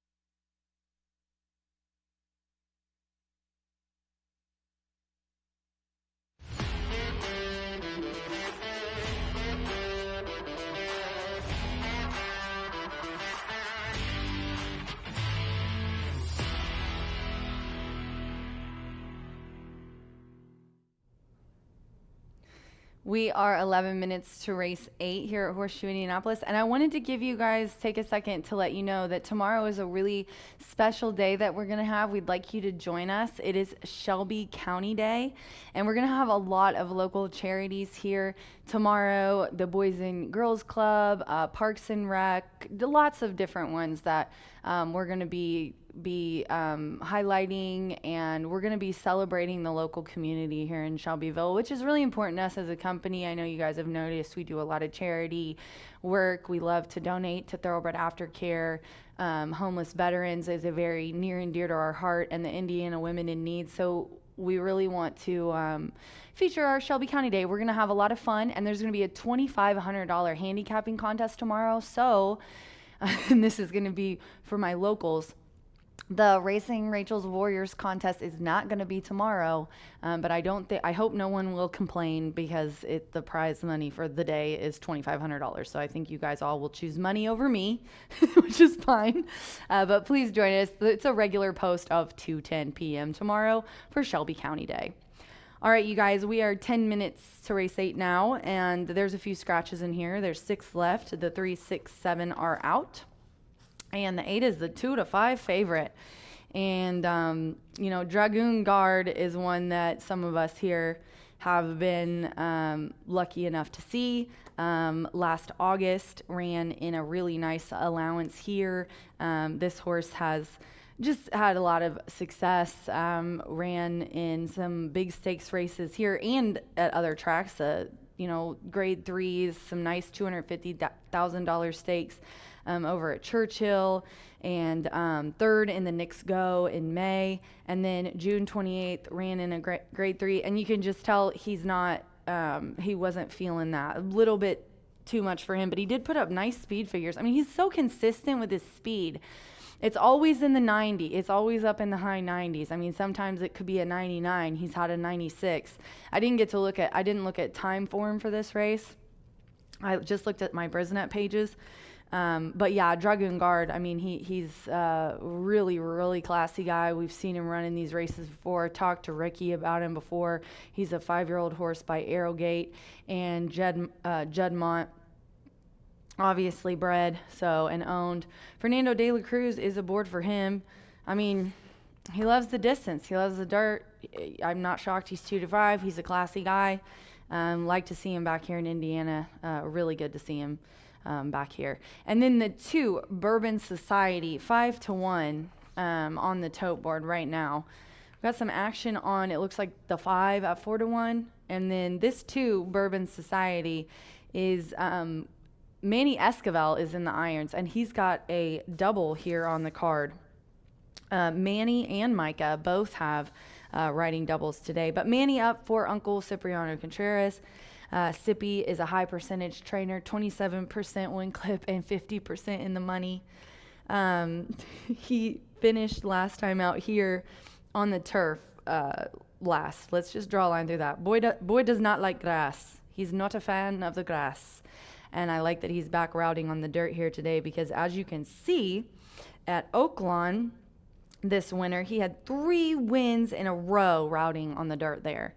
And I got to tell you guys, he is, I was staring at him earlier. He just is, he's a horse girl's dream. Look how tall and gorgeous that man is. I mean, look at him. He is a specimen. The way he moves and walks, he has good conformation. He's obviously a very talented guy. Routing on dirt is his thing. And then if you want a little extra, if you look back last year, he ran here. He broke the maiden here on the slop. He was a second in a nice allowance, going a mile and 16th. And then he really liked Oaklawn. So I'm going to go with Bourbon Society next. And then the second to longest shot on the board, please excuse me, the 1, Archie the Giza Burgos is aboard for Rob Medina. So I'm going to round out my trifecta with, he's a 7-year-old son of Cairo Prince. That's, Pioneer of the Nile is the sire of American Pharaoh. So we've got some nice breeding here. He's an older guy. He's 7. Doesn't look it. I think he looks fabulous. He did just run here at 1:70 and was fifth in an allowance optional claiming for 50, but that's what this is. This is a 3-year-old and up allowance optional claiming for 50. So I think this is going to be really easy for Dragoon. It's a repeat for Bourbon, but on the dirt. And then Archie, I think, has a good shot here. In that race, he reared up. He came up just straight up out. I think that with a better start, he's a completely different horse today. The rail's not too bad riding on dirt, and he's adding blinkers, as you can see. So a key start, third off the layoff. Obviously, Robert Medina is high percentage there. And you see Mr. Smiley, Alberto Burgess, about to get legged up, and the horses head to the track. I've got the 8 on top, 1-2 right now for the Brad Cox trainee. Good luck.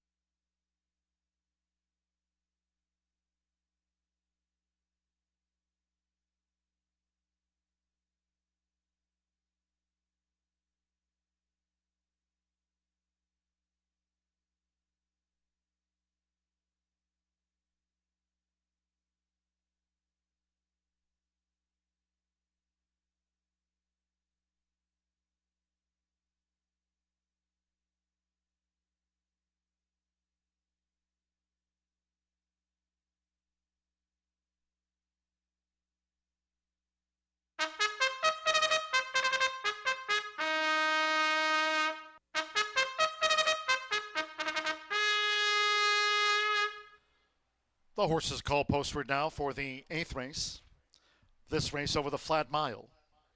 A field of 6. Scratch number 3, Dr. Ruben M. 6, Seal Bay, and take out the 7, taking the run. There's no Pentafecta.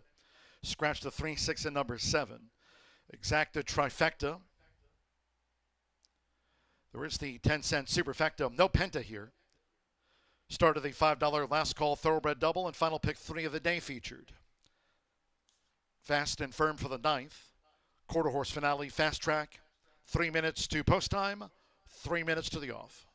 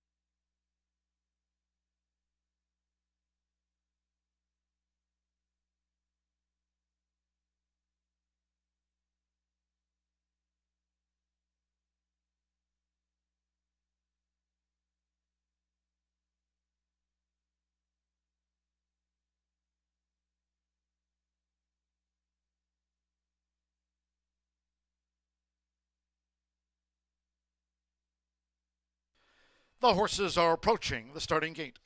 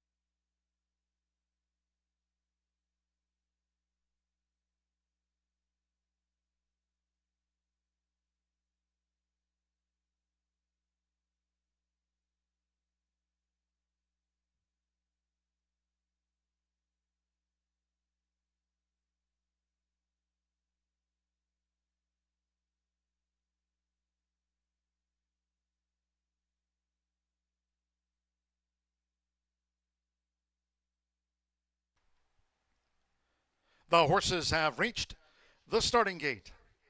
It is now post time. Loading for the mile, Alberto Burgos with Archie the Giza. First run of the year for Passion Rules with Marcelino Pedrosa Jr. Fernando de la Cruz, Dragoon Guard. He won the 2024 Indiana Derby here. Bourbon Society, Manny Esquivel with a couple of wins on the card. Dragoon Guard is the 1-5 favorite over the mile with a couple of them back. Gene Elliott partners Doro and Bridle coming up at 34-1. One more, Evan Roman Speed Bias, like Bourbon Society, both for Cipriano Contreras over the mile. 1-5 on Dragoon Guard. They're in the game. And they're off. Toward the inside, Bourbon Society owing well. Here comes the gray Dragoon Guard, who's up and after the front for Fernando de la Cruz, and Speed Bias right with them as they enter the first turn. Archie the Giza nibbling off the leader's heels, and Doro Unbridled is right there too. They're well grouped. First one of the year for Passion Rules, who broke just a beat slow and has dropped back to last as they go to the back of the track with Manny Esquivel. Bourbon Society leads a close-up Dragoon Guard, who's right there with Bourbon Society. They're going head-to-head for the run to the half-mile pole. Archie the Giza's been joined on the outside by Doro Unbridled, making this run past the half-mile pole, and Speed Bias is deeper out, and Passion Rules is last, but it's only 6 lengths from top to tail. At the top two, Bourbon Society pressed by Dragoon Guard. Half mile, 48.07 seconds. Archie the Giza right there in a tight spot with Doro Unbridled and Speed Bias trying to pick up on the front side. And Passion Rules in his 4-year-old seasonal bow. Passion Rules, watch those black with the gold chevrons, who's picking up one by one from Marcelino Pedrosa Jr. as Dragoon Guard took the lead for Fernando de la Cruz. Bourbon Society is under pressure, and Passion Rules steady progress up after Dragoon Guard. They straighten away 3/4. 1 minute 11.80 seconds. It's Dragoon Guard. He won the Indiana Derby here a couple of years ago. And Dragoon Guard, the gray streak through the stretch here at Horseshoe Indianapolis, has slipped away from Passion Rules, Archie the Giza, and Bourbon Society. Dragoon Guard. Fernando de la Cruz or Brad Cox, a Juddmonte win by 8. Passion Rules was second, Archie the Giza third, then Bourbon Society, Speed Bias, and Doro Unbridled.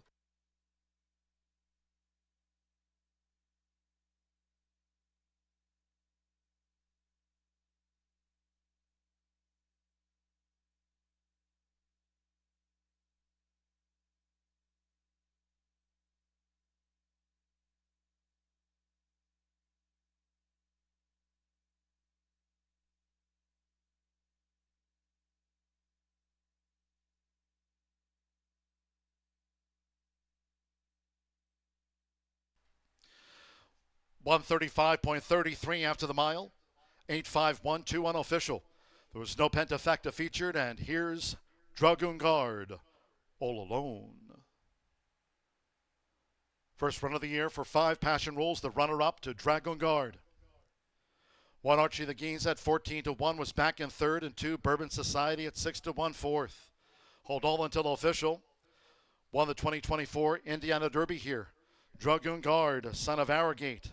Good-looking horse here. Dragoon Guard with Fernando de la Cruz, the meet leader. His 37th of the season for Brad Cox and Judmont. Dragoon Guard back at the shoe.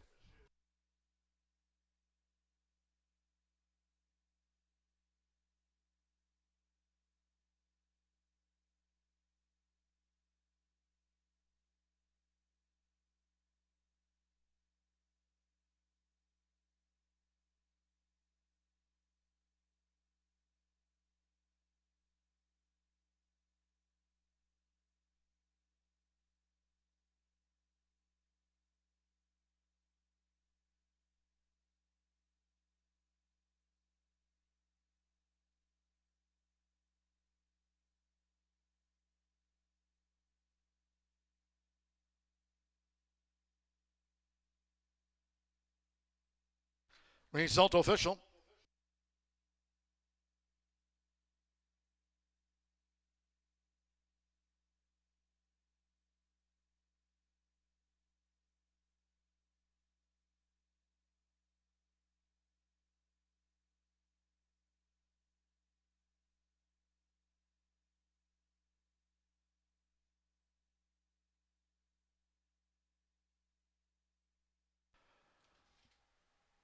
Leading change this year, Tip Top Thomas a year ago, and the winner of the 2024 Indiana Derby, Dragoon Guard. Back in the winner's circle here. The winning jockey, Fernando de la Cruz. Dragoon Guard is a 5-year-old gray roan horse by Arrogate. The Miss and Mass Mare, Valembi.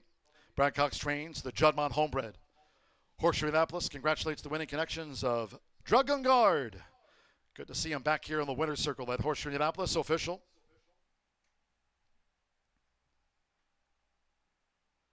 Dragoon Guard capped off a pick 3 on races 6, 7, 8, $46.10. There was no Pentafecta featured. 8-5 Exacta. Passion Rules was making his first run of 2026. 8-5, 11, 20. 50-cent trifecta, 8-5-1, $10.15. 5-8 double, $28 even. The 10-cent superfecta paid $4.36. Bourbon Society was fourth. Favorite first, Dragoon Guard, 135.33. Couple more to go. 21 minutes away from the 9th race. Turf feature here. Scratch 3 Azoy. 8 Phenomenal Dream. And scratch the MTO 11. He's late again. Course Firm. Scratch the Blue 3. 8 and number 11. 9 Shankar. Waive the apprentice allowance. Make the corrected weight 122. Joseph Romero has a win on the card. No longer claims the 5. 122 corrected weight. Waive the bug for 9 Shankar. 10th race, a quarter horse juvenile maiden over the 250. 10th race, scratch the also eligibles. 11 through 14 out to the quarter horse maiden juvenile. There too, a hint of bad. The jockey will be Irving Moncada. Irving Moncada raising his hand to ride the 2, a hint of bad for Joe Davis in the quarter horse maiden juvenile of the 250. Firm and fast, post time 6:20.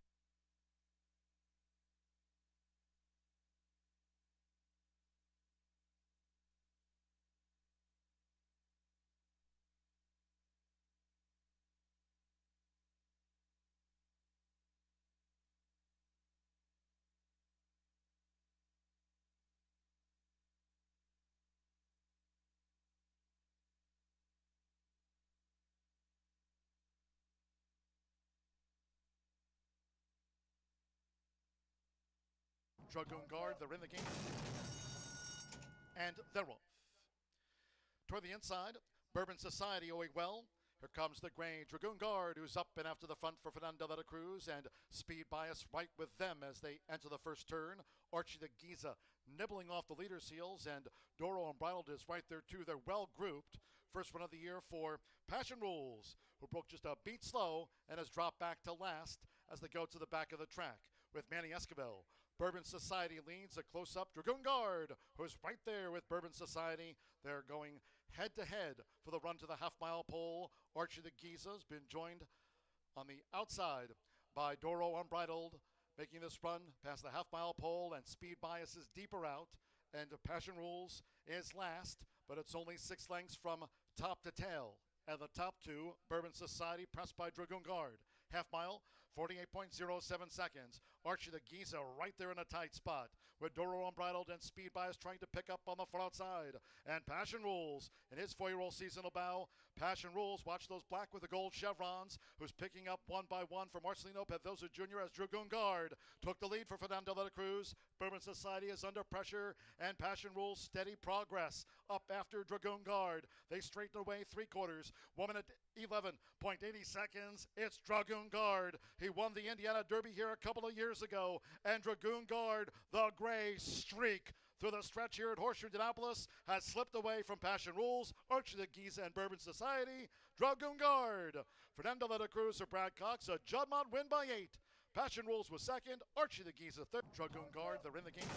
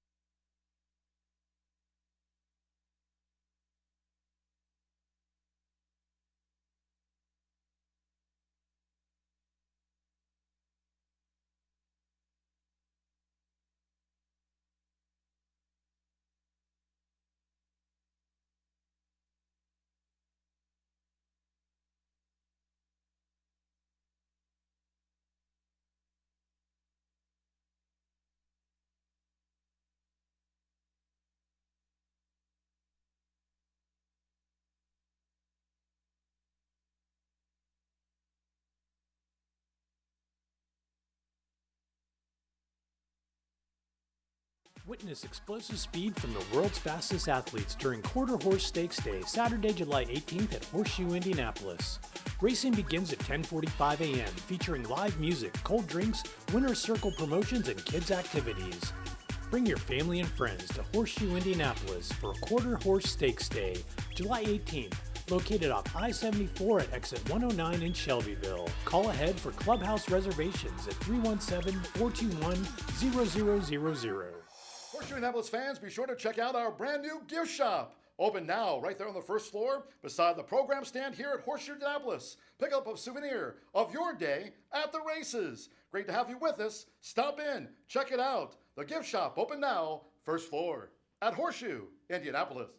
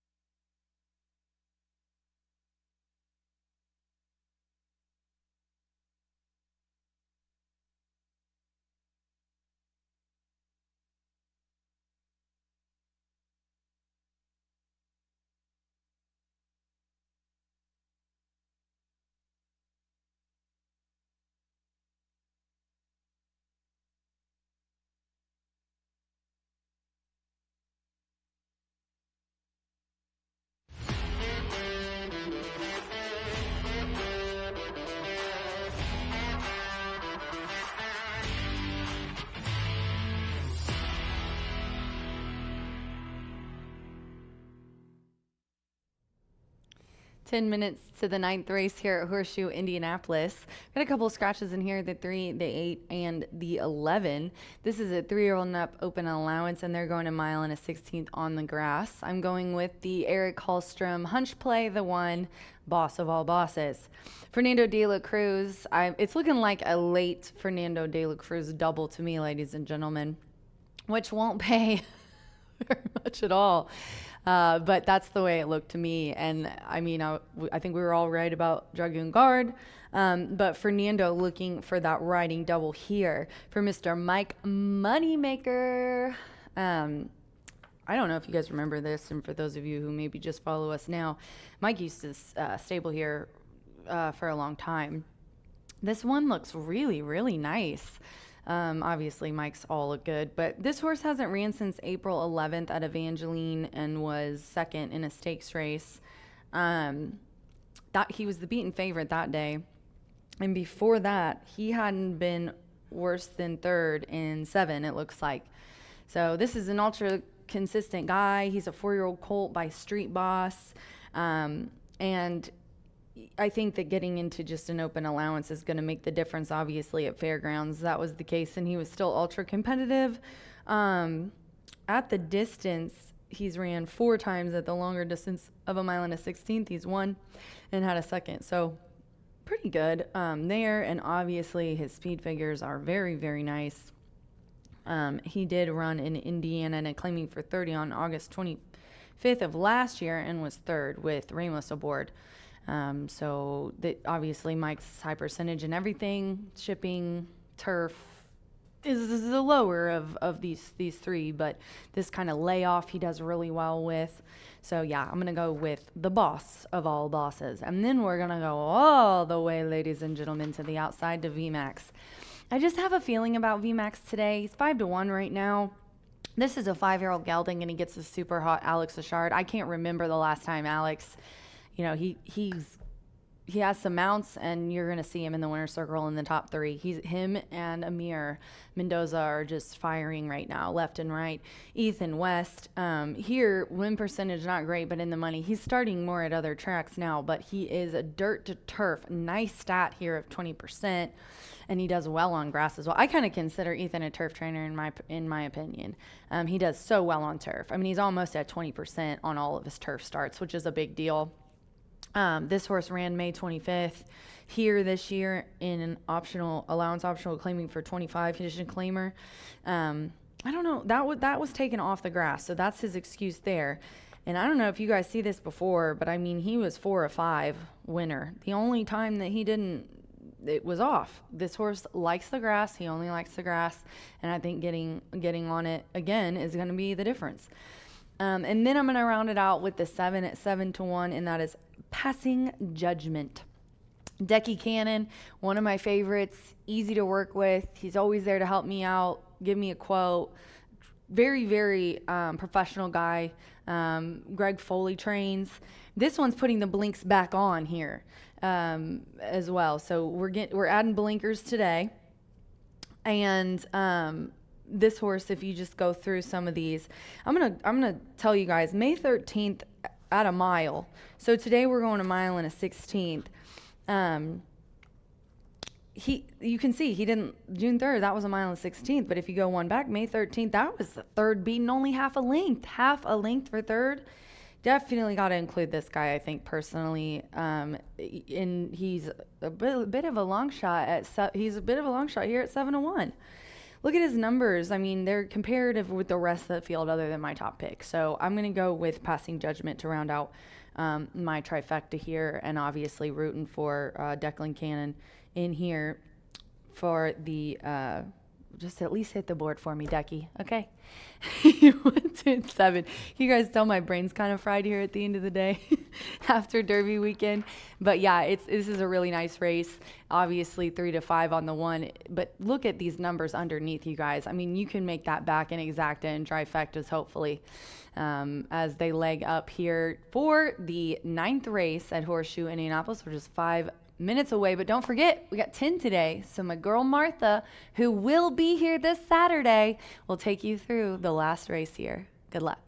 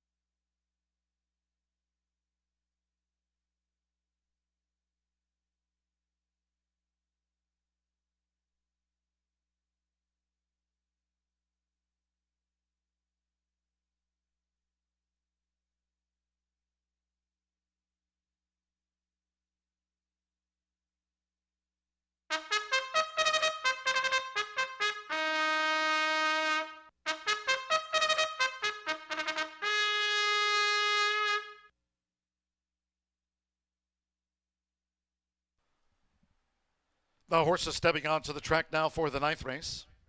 It's the turf feature over the mile and 16th. Course firm, a field of 8. Here, scratch the blue 3. Azoy, 8 Phenomenal Dream, and take out the MTO 11. He's late again. Course firm, scratch 3, 8, and the MTO number 11. No rider changes. 9 Shankar. The jockey Joseph Romero won the opener. Waived the apprentice allowance, 122. Just a note, Joseph Romero no longer claims the 5 pounds. Waived the bug, 122 there on 9 Shankar. Joseph Romero. 10th race, quarter horse maiden juvenile dash over the 250. There, scratch the also eligibles. 11 through the number 14 out to the finale. To a hint of bad, Irving Moncada rides to a hint of bad in the quarter horse maiden juvenile dash. Firm and fast, 2 minutes to post time.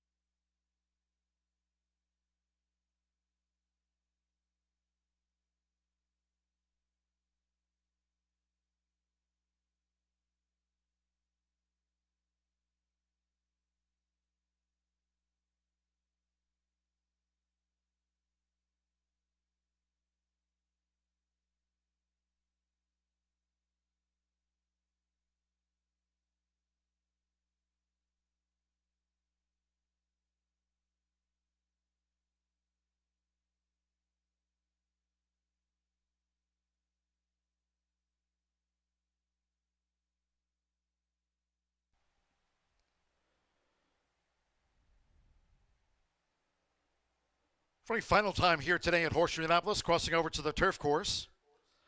We'll close with a quarter horse maiden juvenile dash on a fast track for the finale. Course firm, making their way up toward the mile and a 16th starting point.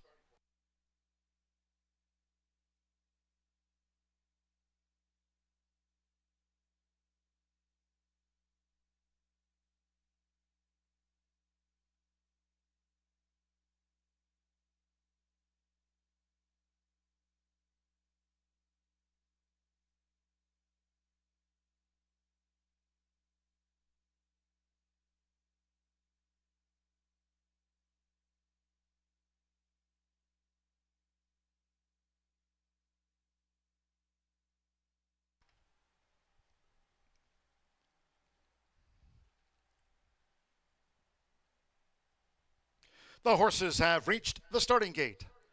It is now post time, where it's 4-5 on Boss of All Bosses. Fernando de la Cruz riding for the last call thoroughbred double. Boss of All Bosses first in. Yamari Carreo is sure in the light blue. Simmer Bermudez with Veneno Futuro went in well. Declan Cannon up comes Passing Judgment now into the shot. Here over the mile and a 16th verb. Passing Judgment loads. Rodney Prescott with Palm Tree. Shankar, Joseph Romero won the first of the day.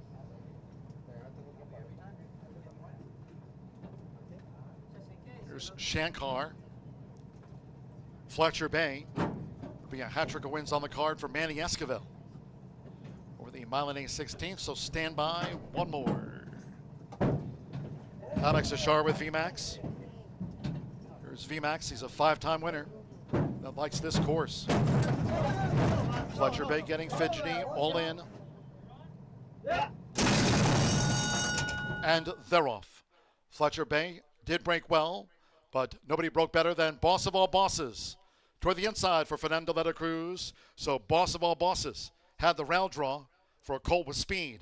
And Boss of All Bosses takes charge of the early pace from shore in the light blue, with Shankar running in third as they make their way toward the first turn. Nearest the inside is Palm Tree, who's fourth upon settling for Rodney Prescott. Passing Judgment fifth. Then toward the inside is Fletcher Bay in sixth. And they have 6 furlongs to run. The trailers are VMAX and Veneno Futuro. Shore has taken the lead. With Yarmari Correa, Shore takes the top from Boss of All Bosses, who just yields. Quarter 22.25 seconds. Here comes on the outside Shankar. Shankar toward the rail and on the outside Passing Judgment, and right there between them the black cap of Palm Tree. So Short just leads. Boss of All Bosses has the gold dots on the black sleeves. Passing Judgment another bid in company with Palm Tree, and toward the inside Shankar for Joseph Romero right there too. VMAX looking again on the outside of Fletcher Bay.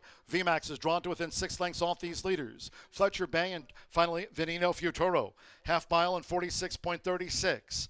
On the far side of the Caesars course, Shore tackled by Boss of All Bosses, who now is up to vie for the lead with Shore as they make the swing. Passing Judgment, Shankar handy. VMAX sweeping for Alex Ashar. Veneno Futuro, Fletcher Bay among the back markers. 3/4, 110.81. Shore, 1 furlong away. Boss of All Bosses. Shankar trying to power up the rail in a real tight spot there. And here's VMAX. VMAX for Alex Ashar. It's VMAX. VMAX 6 wins. All here, all turf. VMAX prevails at Horseshoe Indianapolis over right there Palm Tree, along with Shankar and Fletcher Bay Shore.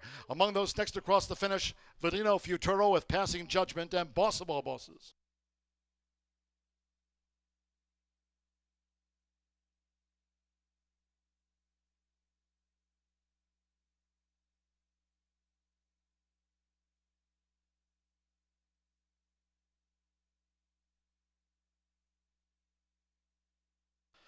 $140.71. 10 VMAX. 5-1 first. The judges have called for a photo to follow him back of VMAX Alex Ashar. VMAX now with 6 career wins. All here, all turf. Palm Tree with Shankar, Fletcher Bay Shore, Passing Judgment, Veneno Futuro, and after leading, Boss of All Bosses tailed off. Alex Ashar for the Unbridled Express, his trainer Ethan West, and Marianne Hunt. VMAX, V for victory, here at the shoe again.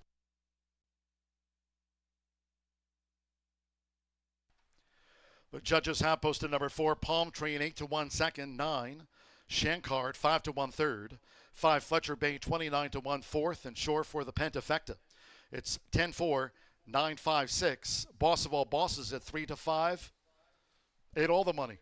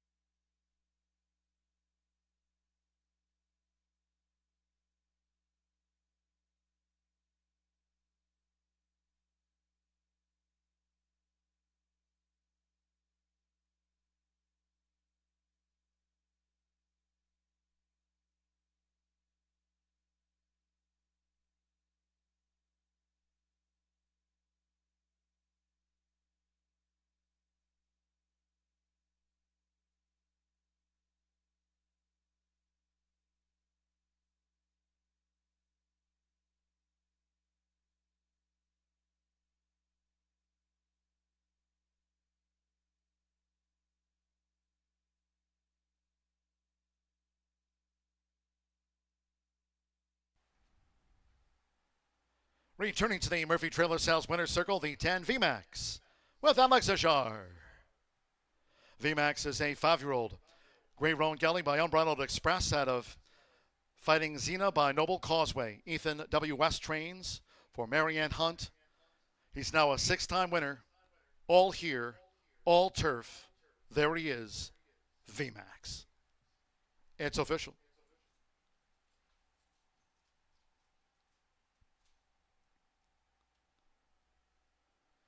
$10-4 exacta paid $94.60. 50-cent trifecta, $115.40. 8-10 last call double, $56.50. Fletcher Bay was 4th.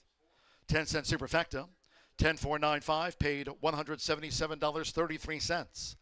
VMAX capped off a 50-cent pick 3 worth $48.15. The $1 late pick 4 daily presented by Itoba. 4 out of 4, $757.90. The 50-cent late fire 5, $1,175.65. Shore 5th, 10-cent pentafecta, paid $1,781.62. The course was firm today. In the turf feature, the 3, 8, and 11 were non-runners. Favorite, 8th. 8 ran, 140.71. In the 10th, scratch the also eligibles. 11 Queen D, 12 Miss Sweet Dynasty, 13 Miss Molly, and 14 AP Coco's Light. Take out the also eligibles. 2 A Hint of Bad, the jockey Irving Moncada will ride for Joe Davis in the quarter horse maiden juvenile dash. Irving Moncada's on 2 A Hint of Bad. Overweights, the 1+4, 3+4, 5+ a pound. The 6 Weta Golden Diva, 6 pounds over the program weight. The 9 KV Power is 2 over, and make the 10 plus 2 pounds. Scratch the also eligibles. Exacta trifecta superfecta and the 10-cent quarter horse pentafecta. Post time in 15 minutes. It's due at 6:47.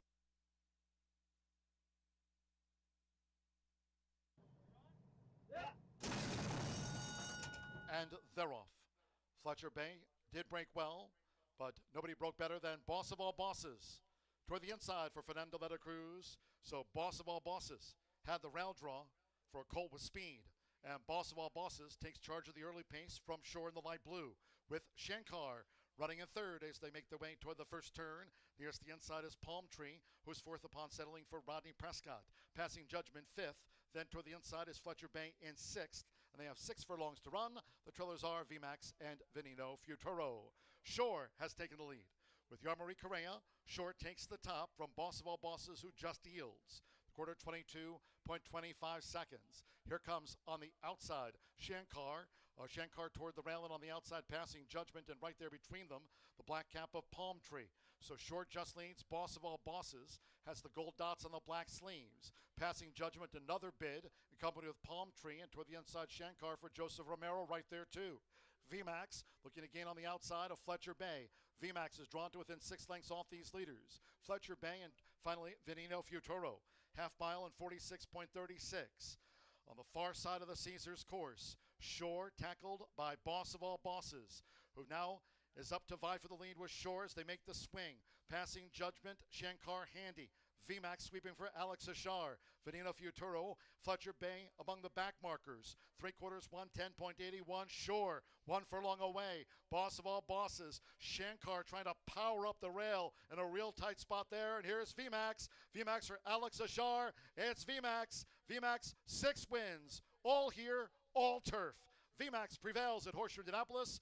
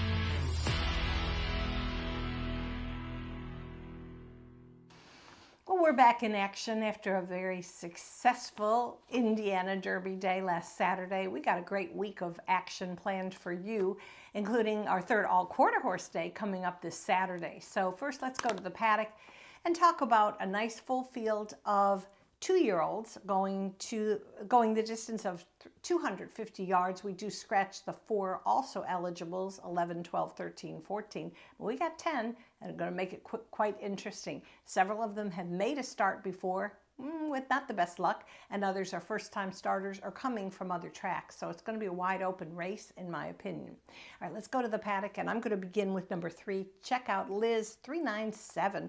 Has some experience edge compared to some of these, as she's going to make her 4th start for trainer Hector Sanchez. What I liked was the noted improvement by this filly by Jess Being Valiant in her June 22nd start. It was much better. Francisco Quintero rode her. She finished at a higher level and just seemed to have a little more confidence. I think she's a solid contender. All right, next let's go to number 9, and that's KV Power, one of 2 entrants trained by Claudio Barazza, his stock is currently hitting the board at 50% clip. KV Power is sired by 2-time AQHA champion stallion KVN Corona. He did not fare well in his debut, stumbled out of the gate when he ran on June 16th, but still finished 4th. So that was fairly encouraging. I think Claudio will have him primed for a good second time out. Of course, you can see how gorgeous he is with that gray, and that's reflective of KV Corona, who was really magnificent looking racehorse and still stallion. Edgar Diaz is going to pilot the other Barazza horse. That's number 5, CB Paint Your Tools. That's a first-time starter, but I kind of, because of the start that KV Power had, that's my choice in this race, and Fernando Morin will be in the saddle. All right, let's talk about number 1, and that's Signed Sober You. Joins the barn of Tony Cunningham after making 2 starts earlier this year at Remington Park in Oklahoma City, where he was trained by trainer Jed Vane. This is a filly by In Hot Pursuit. Did not hit the board, but we've seen several horses that have competed at the very tough Remington Park meet, and they come up here and they seem to like the surface at Horseshoe Indy, and maybe don't face as tough competition as they did at Remington Park. We'll see. Anyway, take a strong look at this horse, because I believe in Tony, and we have had a nice trend of horses shipping in from Oklahoma. All right, I'm going to round out my top 4 with number 8, Tempt and Tell, who made his debut here on July 16th for leading conditioner Tim Eggleston. This is an Oklahoma-bred son of Tell Cartel. He had the far outside post, did not take advantage of it, veered toward the outside. Maybe he smelled the popcorn in the OTB. I don't know what happened. But unfortunately, Eduardo Diaz, the rider, tried to correct him, but at that point, he had just gone too far over to be able to make an impact. He was 9th that day. I never give up on the Eggleston trainees. You know, Tim and Eduardo, the whole team is so sharp. I'm sure that this horse will give a better account of himself today. So I'm going 3-9-1-8 in our finale, but our lucrative 10-cent quarter horse Pentafecta comes up in this race. The payouts have been anywhere from a couple hundred to a couple thousand. I am not kidding you how good they've been. So you always want to throw in, especially in a full field like this, you get a long shot or 2 and you're going to be in the money. So my long shot suggestion would be number 2, A Hint of Bad, 12-1 on the morning line. This is a colt that competed in a trial for the Ruidoso Futurity back in May at the Downs of Albuquerque. Kind of confusing what's going on in New Mexico. There's no Ruidoso Downs meet again this year. They're all racing at the Downs of Albuquerque, but when you see a horse that is going into that one of the first futurities of the year out there, you want to respect the connections. And he's shipping in from different people, but now he's being trained today by Joe D. Davis. He's one of our many thoroughbred trainers that's got quarter horses as well. He won 3 thoroughbred races last week, according to my ace publicist friend Tammy Knox. So now we'll have to see if he can add a quarter horse. He might have trained some in years ago, but this is the first one this meet that I know of. So we'll see how this horse transitions. He'll be ridden by Irving Moncada. So good luck to all today, and we'll look forward to seeing you tomorrow. And of course, our all quarter horse day on Saturday, July 18th, 10:45 a.m., first post.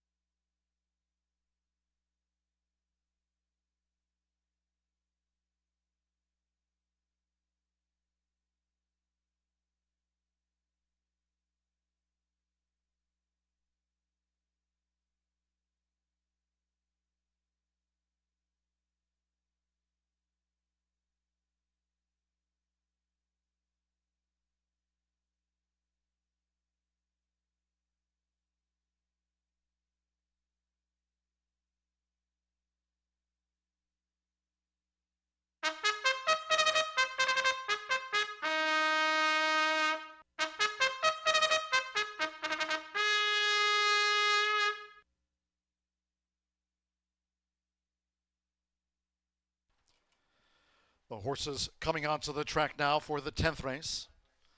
Closing out the card with a quarter horse maiden dash over the 250 yards. Fast Track, a field of 10. Scratch the also eligibles. 11 Queen D, 12 Ms. Sweet Dynasty, 13 Miss Molly, and 14 AP Coco's Light. Scratch the also eligibles. 11 through the number 14, all have been scratched. To a hint of bad, the jockey Irving Moncada rides To a Hint of Bad, Irving Moncada. Reported overweights: 1 Sign Sober You +4, 3 Checkout Liz 897 +4, 5 CV Paint Your Tools a pound over, 6 Weta Golden Diva +6, 9 KV Power 2 pounds over, 10 LC Cyber Lady +2 makes it there now 126. Exacta Trifecta Superfecta, the 10-cent quarter horse Pentafecta. There's no time to waste. Due off soon.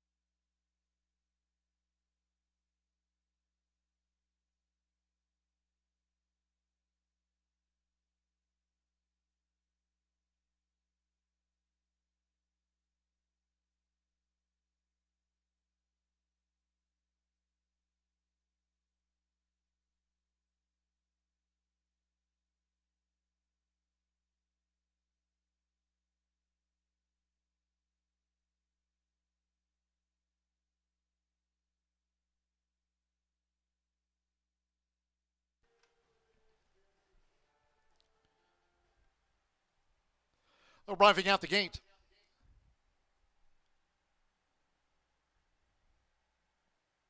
It is now post time.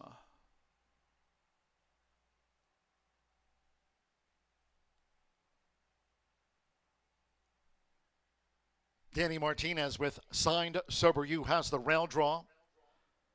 7-5 on the final favorite, Signed Sober You. Weta Golden Diva has taken her position within the starting gate. Irving Moncada with A Hint of Bad. Check out Liz 897, the blue 3. He's tough. He's loaded. Check out Liz and all of her numbers. She's 6-1. Check out Liz 897. Uses a flipping halter. Tempt and Tell coming up. Patrick D went in well. Now Tempt and Tell. Eduardo Luna Diaz, one of the quarter 4 jockeys leading this season here. Tim Eggleston, top of the trainers' ranks for the quarter horses here at the meet. Tempt and Tell taking his position. 250 yards to close out the card. Still waiting for Tempt and Tell. Signed Sober You. 3-2 on the final favorite. 11-1 on Tempt and Tell. Fast Track. Quick reminder, Wednesday and Thursday cards here this week from 2:10 p.m. Eastern. All quarter horse card comes up on Saturday. Tempt and Tell has loaded. Fernando Moran with KV Power. Edgar Diaz, CV Paint Your Tools to post 5. KV Power, 3-2, signed Sober You. KV Power, 250 yards. Fast Track. Here's KV Power.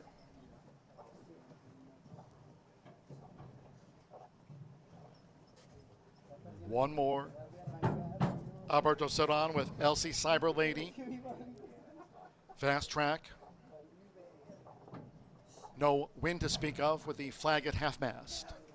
CV Cyber Lady, 250 yards. 9-5, signed Sober You. LC Cyber Lady coming up.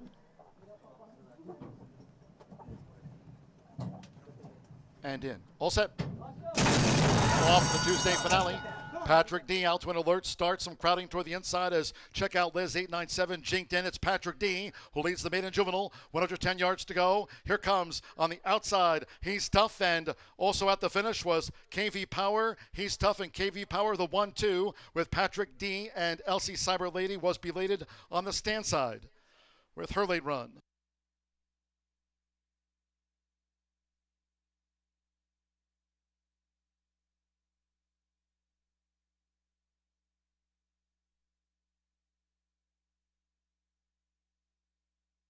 Stewart's inquiry into the start.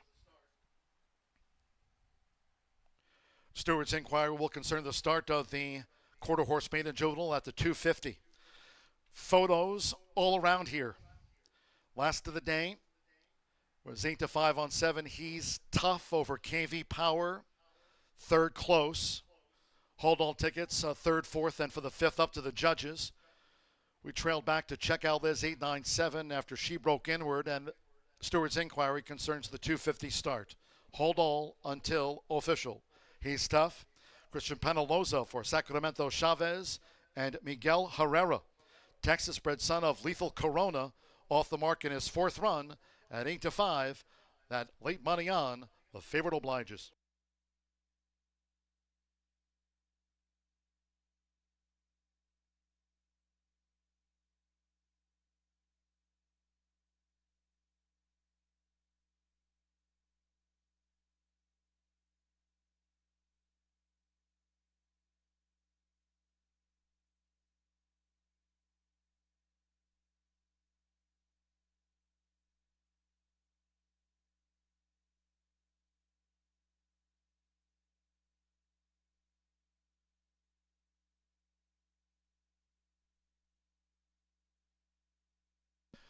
While we're still standing by for the full run order from the judges, the stewards took a look at the 250 start for the maiden juvenile. No changes will be made to the run order, and we're still standing by for it after race 10.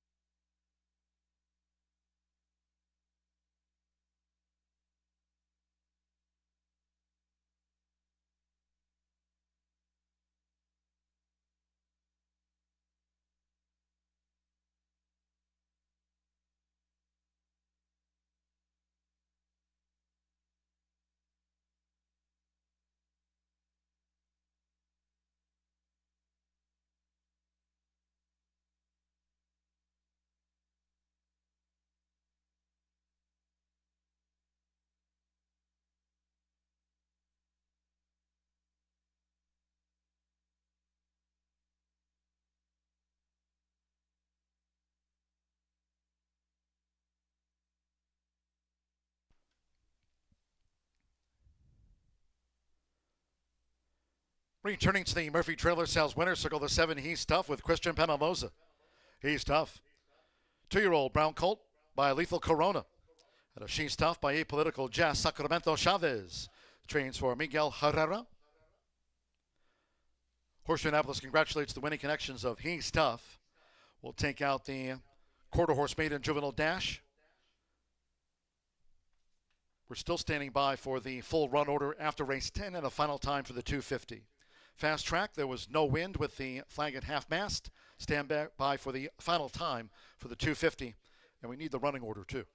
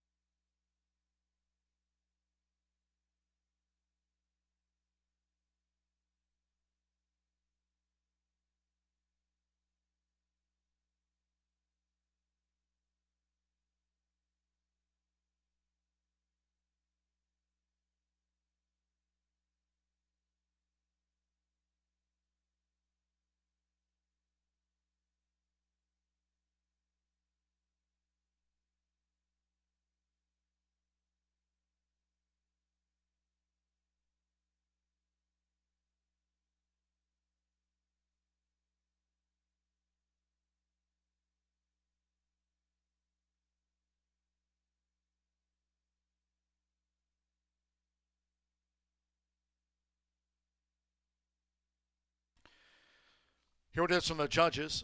There was a dead heat for fifth. A dead heat for fifth, just bear that in mind. 7, 9, 4, 10. The 1 and 8 dead heat for fifth. First, number 7, He's Tough. Second, number 9, KV Power. Third, number 4, Patrick D. Fourth, the 10, LC Cyber Lady. Then a dead heat for fifth between 1, Signed Sober You, and the 8, Tempt and Tell. 1 and the number 8 in a dead heat for fifth. Again, 250 yards, fast track. There was no wind to speak of, and we don't see any final time for the 250, so we'll stand by for that. Dead heat for fifth between 1 and 8. Stand by for the possibility of a couple of winning pentafecta pays after the quarter horse dash.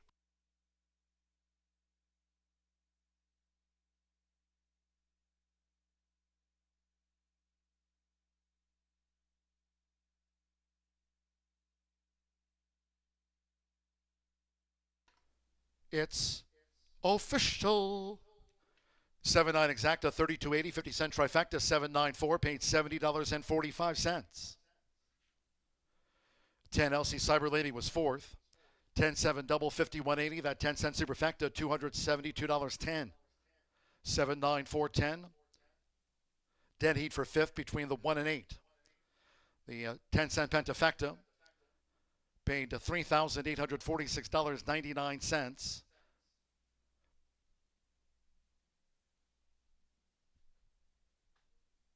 Final results in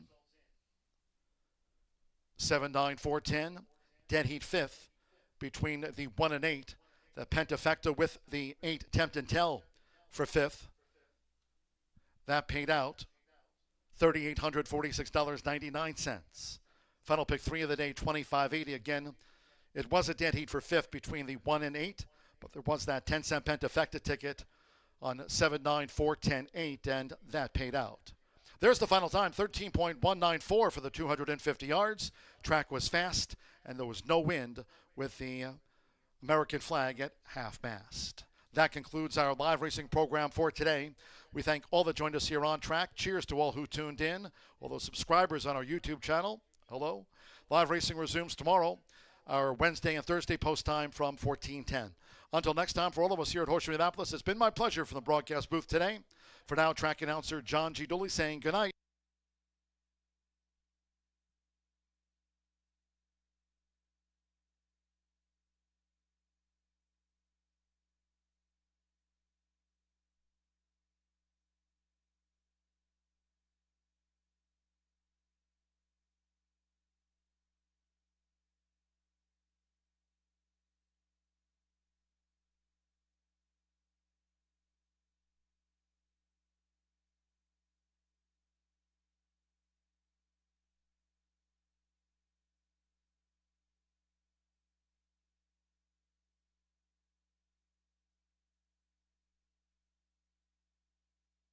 and in. All set. Off the Tuesday finale. Patrick D out to an alert start. Some crowding toward the inside as Checkout Liz 897 jinked in. It's Patrick D who leads the maiden juvenile. 110 yards to go. Here comes on the outside. He's Tough, and also at the finish was KV Power. He's Tough and KV Power, the 1-2 with Patrick.